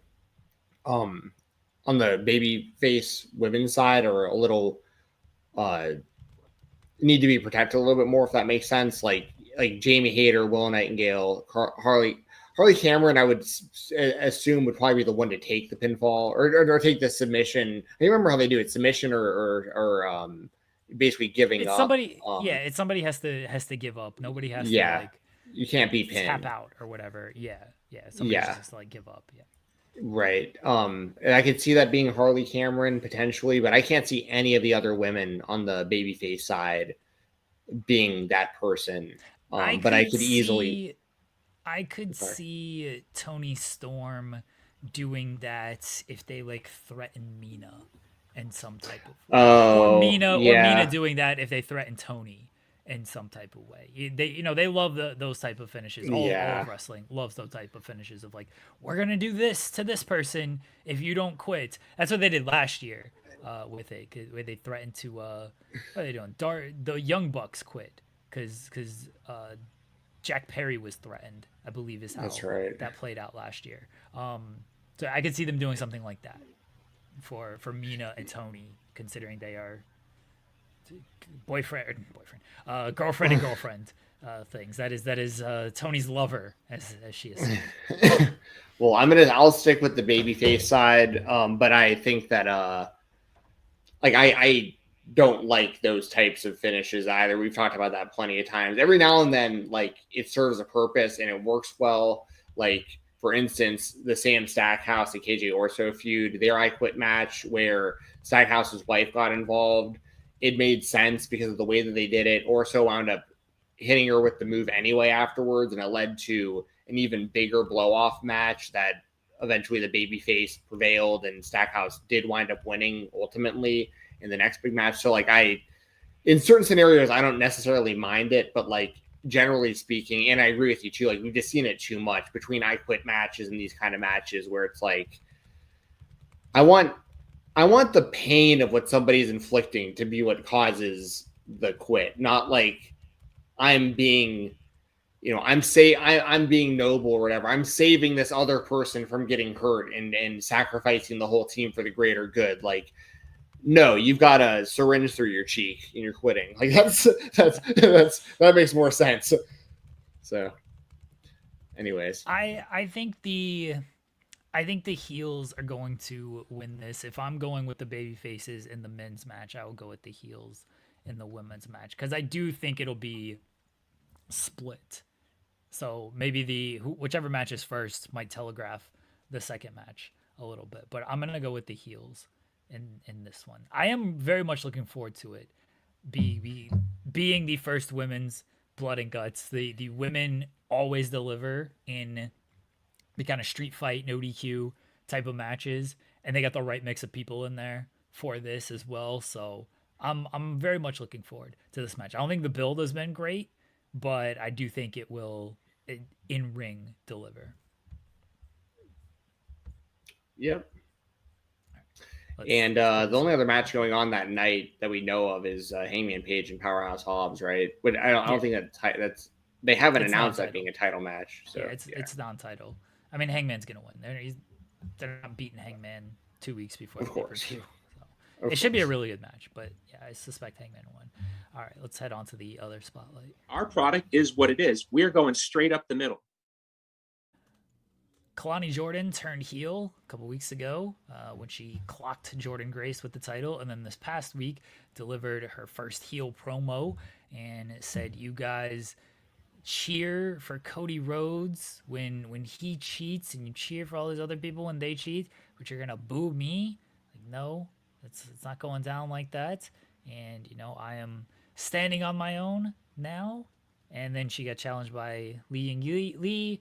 She's going to defend the title at Gold Rush against Lee and Jordan Grace. But I wanted to know what you thought about Kalani's promo overall, because this was her first big promo, I think, in general, honestly, because her babyface promos were relatively short. But what were your thoughts on Kalani's heel promo? I thought it was good. Her being the TNA Knockouts champion, she made her comparisons to herself and Trick Williams and stuff like that. She's like, I'm not going to wear the title belt upside down. Like, I'm going to actually, I'm going to respect this title belt. Like, I earned this title belt, but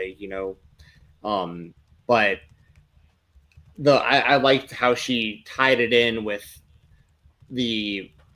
essentially the hypocrisy, honestly, of the situation, because, hypocrisy from the fans, because, as she mentioned, we have seen other people do very similar things, use title belts to retain championships, and not gotten backlash and being seen as a villain for doing those things. But she is. So she's acting like, even though she did something wrong, because other people have done that wrong thing before, like, she's gonna be mad at me for doing it.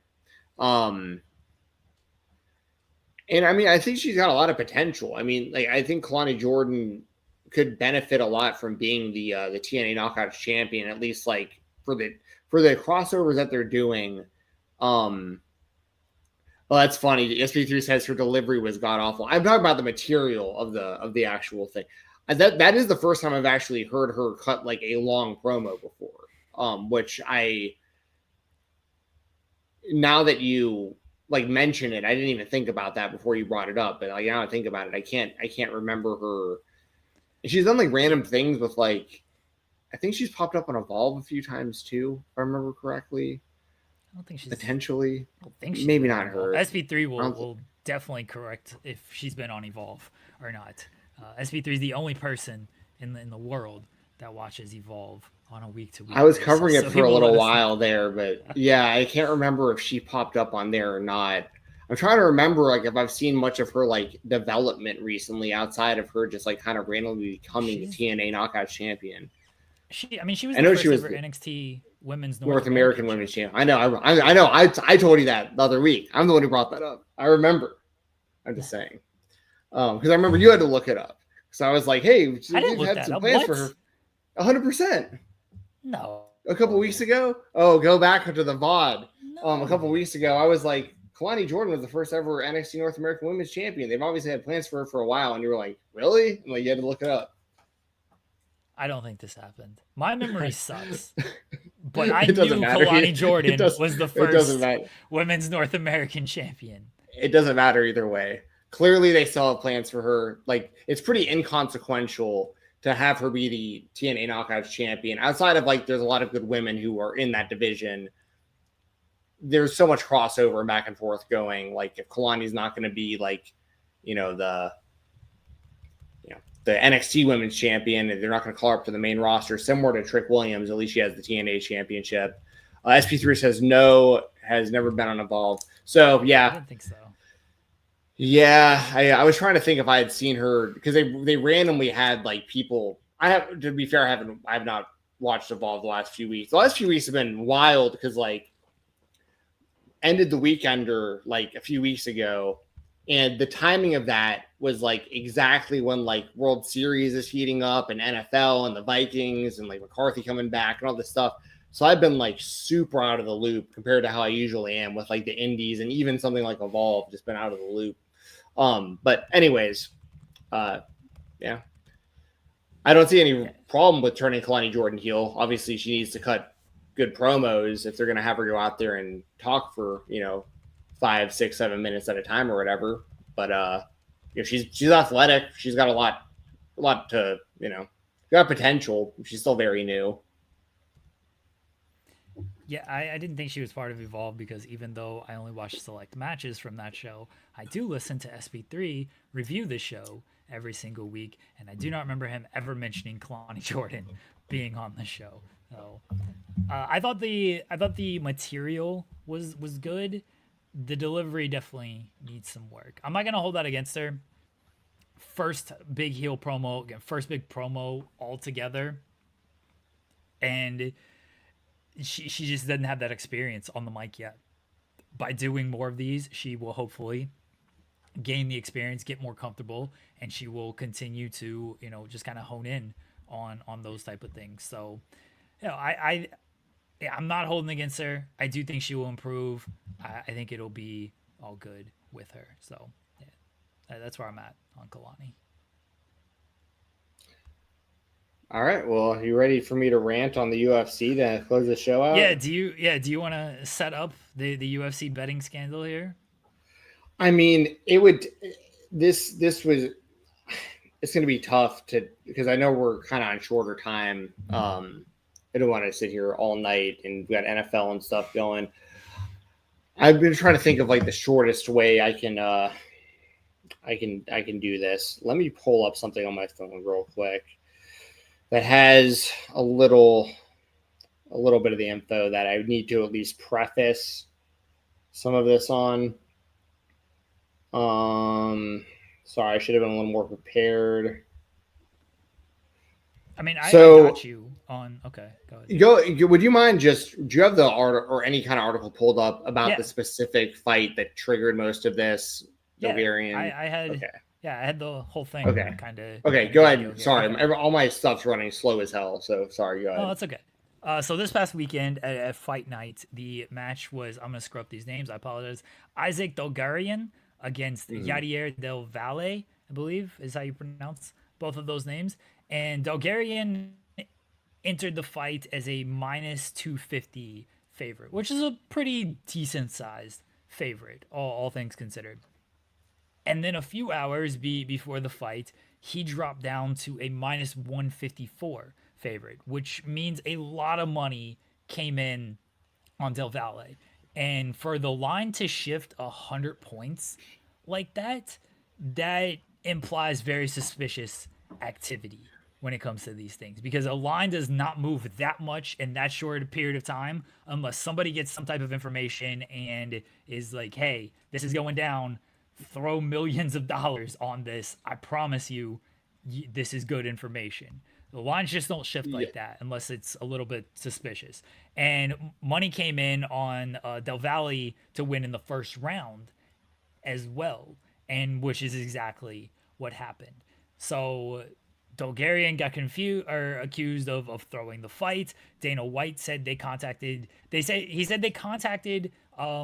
Dolgarian before the fight because they were contacted they're working with a group called IC360, which is a betting kind of monitoring system there. And they reached out and said, hey, there's some unusual activity with this. And it's like, okay.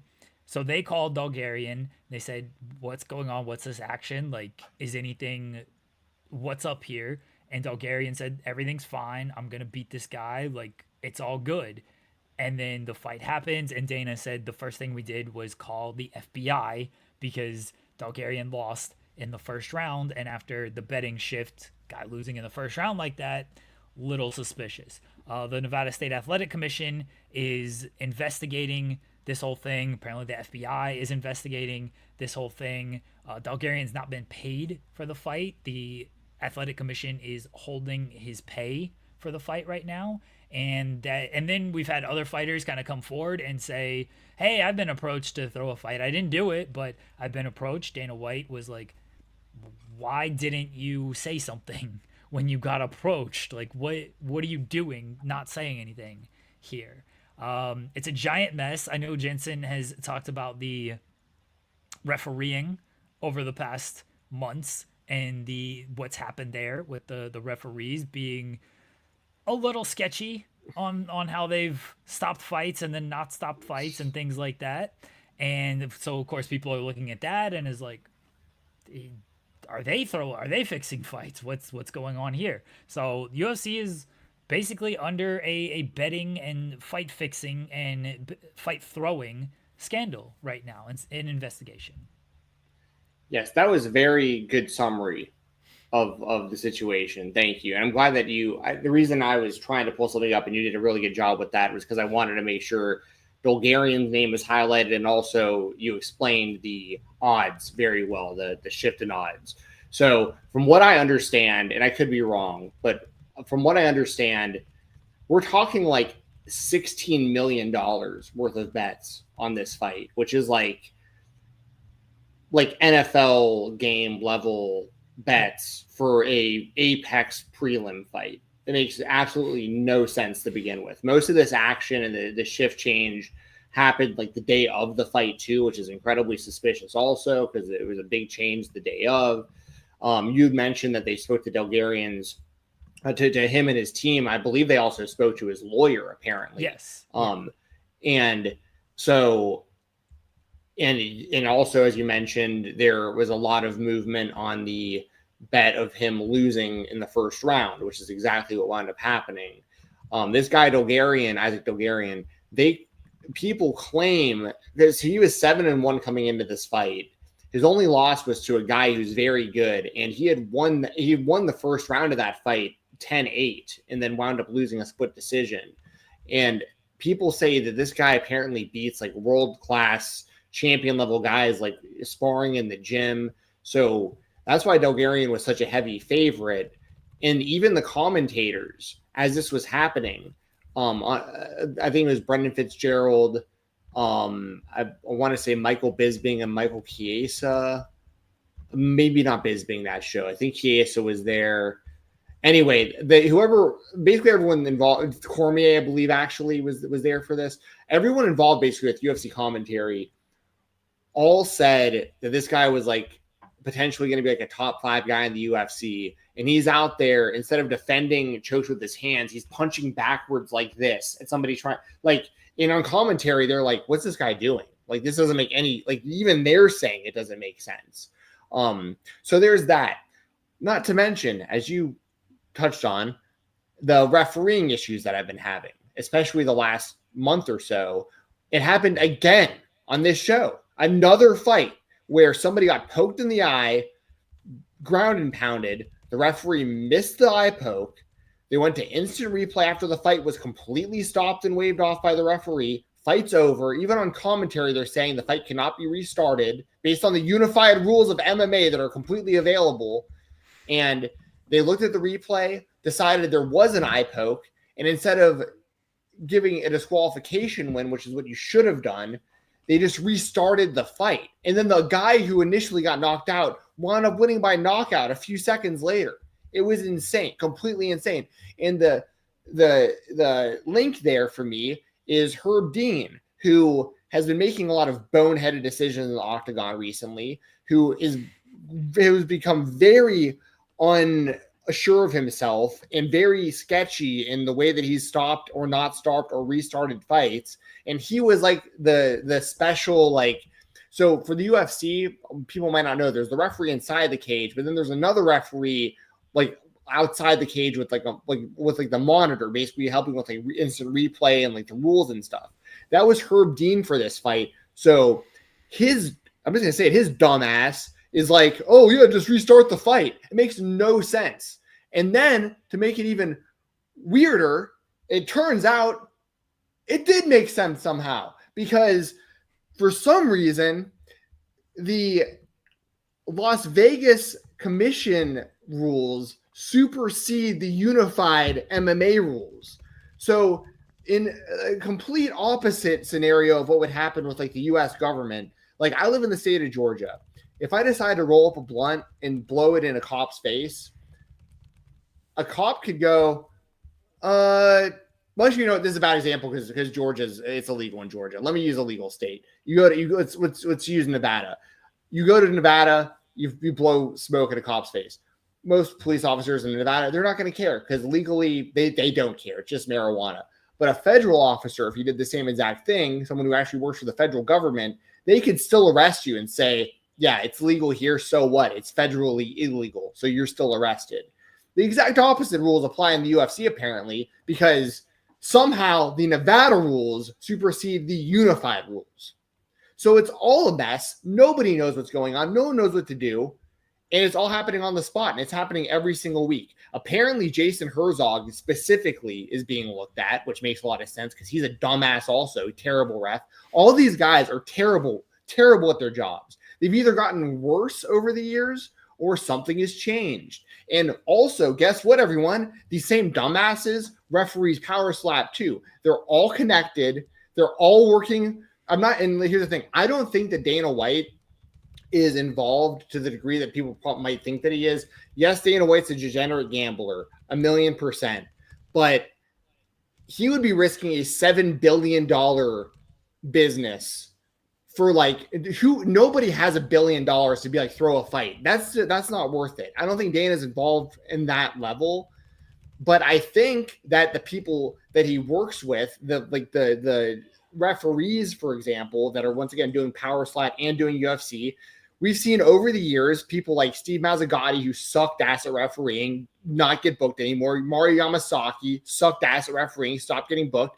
But somehow guys like Jason Herzog and Herb Dean and Keith Peterson, it's all the same suspects over and over and over. Dan Murgliata, a bunch of dumbasses. And the judges are a bunch of dumbasses also that after 2 decades still don't know how to judge fights. I'm not as concerned about the judges and them fixing fights as I am the referees. I think the referees have way more to do with it. I think a ton of shit's going to get uncovered during this. And I think the referees have a lot of reason to do it because they get paid hardly anything. It's a super thankless job. You can get paid way more money for somebody telling you just to stop. And they're sitting there counting. Everyone knows the prop numbers. Everyone knows them. The fighters know them. The managers know them. The refs know them. The judges know them. Everybody knows the prop numbers going into all of these sports. And it's driving what's happening on the field, in the octagon, all that kind of stuff. And it's bigger than just the UFC. We're seeing it happen in the NBA big time right now. And this is the tip. This is the tip of the iceberg for this stuff. You guys think it's bad in the NBA? Wait till you see what's going on in the WNBA, where they're getting paid nothing. You don't think that they're not getting reached out to, people saying, hey, miss a few shots tonight, and I'll give you quadruple what you would normally make. Like lower level UFC fighters, there's a lot of incentive to do this. You're getting paid hardly anything. Power slap, I guarantee you it's going on there too. These people get paid like $2,000 to slap each other in the face. Somebody walks up to you and goes, I'll give you $40,000 to just fall backwards into Forrest Griffin's arms. Okay. You know what I mean?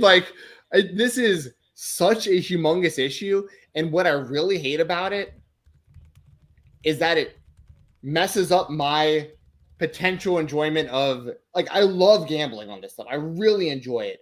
And I don't want it getting screwed up because in all these laws changing and things going backwards when it comes to being able to play sports bets, because it gets so blown up that everything is so rigged that you can't even do it anymore. So on one hand, I need them to get this figured out. But on the other hand, it's I think it's such, you guys don't I'm speaking as somebody who's trying to sound like I know what I'm talking about.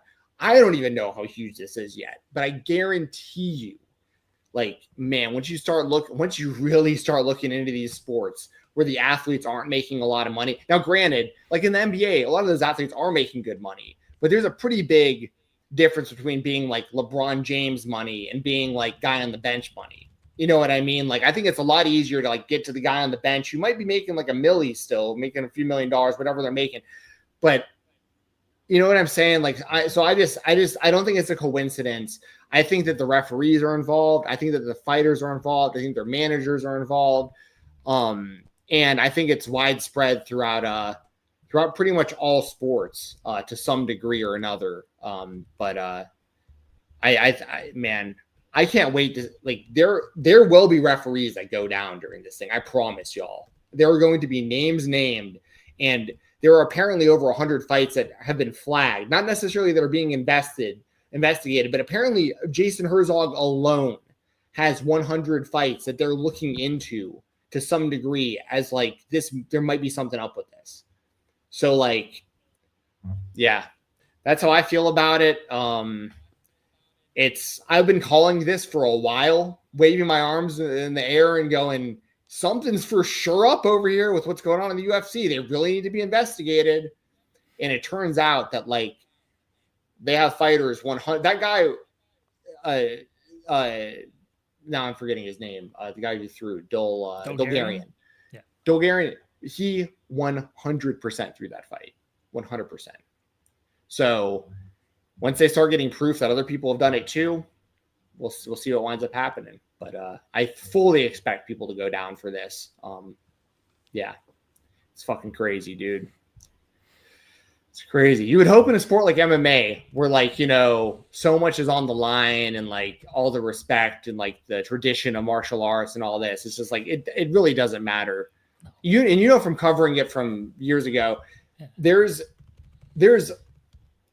it's one of the most secretive sports that there is. Like there's always been stuff about like people knowing people being on certain stuff and people. Oh, I haven't even gotten into, and there's not even enough time. But this also ties back to James Krause, who straight up is a former coach who got caught essentially giving insider information to rig fights that got 100% caught doing it. Dolgarian at one point did train with him, and there was another guy.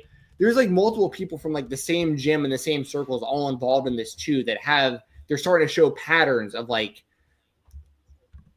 it's crazy, dude. It's crazy.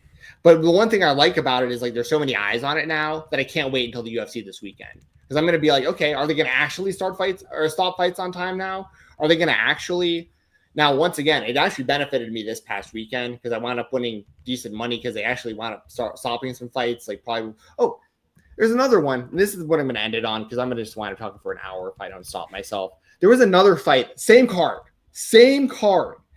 Dude gets put in a rear naked choke. Guy is straight up tapping out, and the referee is on the wrong side.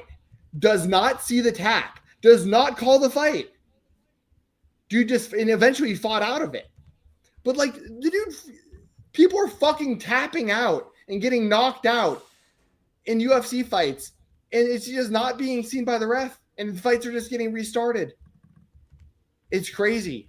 And there's no accountability. There's never been not once in the history of fighting has there ever been a UFC post show where Dan Murgliata had to get on a podium and answer any questions as to what decision he made and why, ever. So there's no reason for them to even hide it because now there might be because they're getting investigated, but it's like they're playing by their own rules, and it's great.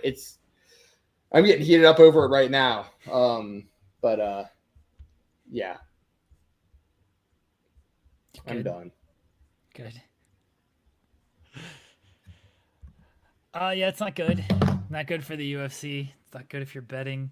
I mean, I partake in the gambling world. I don't bet big money because a lot of things can go wrong in a short period of time if you bet big money. I'm not even saying like, a guy is shooting bad purposely or playing bad purposely or throwing a fight. Like, you can just get injured. You just never know with this stuff. So that's why it's called gambling, I guess. But also why I don't gamble a ton. That's why I don't gamble a ton of money out here. So it'll be fascinating to continue to follow because, this is just the start. of things. We're going to see a lot kind of coming out with all of this. Yep, I'm telling y'all, if you're following along with this story, I mean, even like ESPN Bet is like going away at the end of the year, like that whole thing with Penn. Yeah, that's more because Penn I'm is not saying just it's gonna. yeah. I'm sorry, I'm not saying it's like related to like fight fixing. I'm just saying like it was never a good look for ESPN to even be involved. Like having their own gambling app was a bad look to begin with, in my opinion. I mean, sure, but now they're partnered with DraftKings, so they're gonna have gambling integration into it regardless. I don't think it's great for ESPN to do it, but the leagues are literally partnered with these companies. There's a FanDuel Sports Network. Hey, watch the Charlotte Hornets on the FanDuel Sports Network. No, I know. Dude, there's a guy who will go on screen in between UFC fights, and on the screen it'll say like the odds of the fight and like which props are like there's a guy on screen telling the viewer before the fight happens like what they should and shouldn't bet on. As if that's not complete, as rigged as it gets. The company, there's somebody literally telling you what they want you to bet on. It's called reverse psychology to anyone who might not be familiar. They're going to try to persuade you to do what they want you to do. So like if they put something on the screen and say, oh man, it's a real good idea to smash the under on this guy's first round strikes, don't do it. Because that if they're telling you to do that, it's probably a bad bet. Like it's a good bet for Vegas, but a bad bet for you as a gambler probably. Yeah, no, they're totally partnered. That's that's the thing. Like the toothpaste is already out of the tube. So like gambling is a part of this at this point, regardless. It's just a matter of like somehow regulating and tracking down and actually punishing people who get straight up caught. In some cases, it's going to be impossible to know or to be able to figure out. Like I understand that too. Like there's going to be some stuff, like in tennis or something. If someone hits a ball out of bounds or whatever, like, I mean, if they did it on purpose, how would I know the difference? You know what I mean? Like there's going to be certain stuff, but some of the stuff is just so blatantly obvious. And once again, for anyone following this, I urge you to pay attention to sports where this isn't happening exclusively with people who don't make a lot of money in sports, but I feel like it's a lot more likely. So that's why I keep bringing up stuff like the WNBA, where like there's a lot of money going in on it. A lot of people bet on it, but the athletes themselves don't make a lot of money. So they're college athletes, another perfect example. College athletes who don't make any or very little money. In some states, and I can only speak to Ohio, they don't allow you to bet on college player props. You shouldn't be allowed to.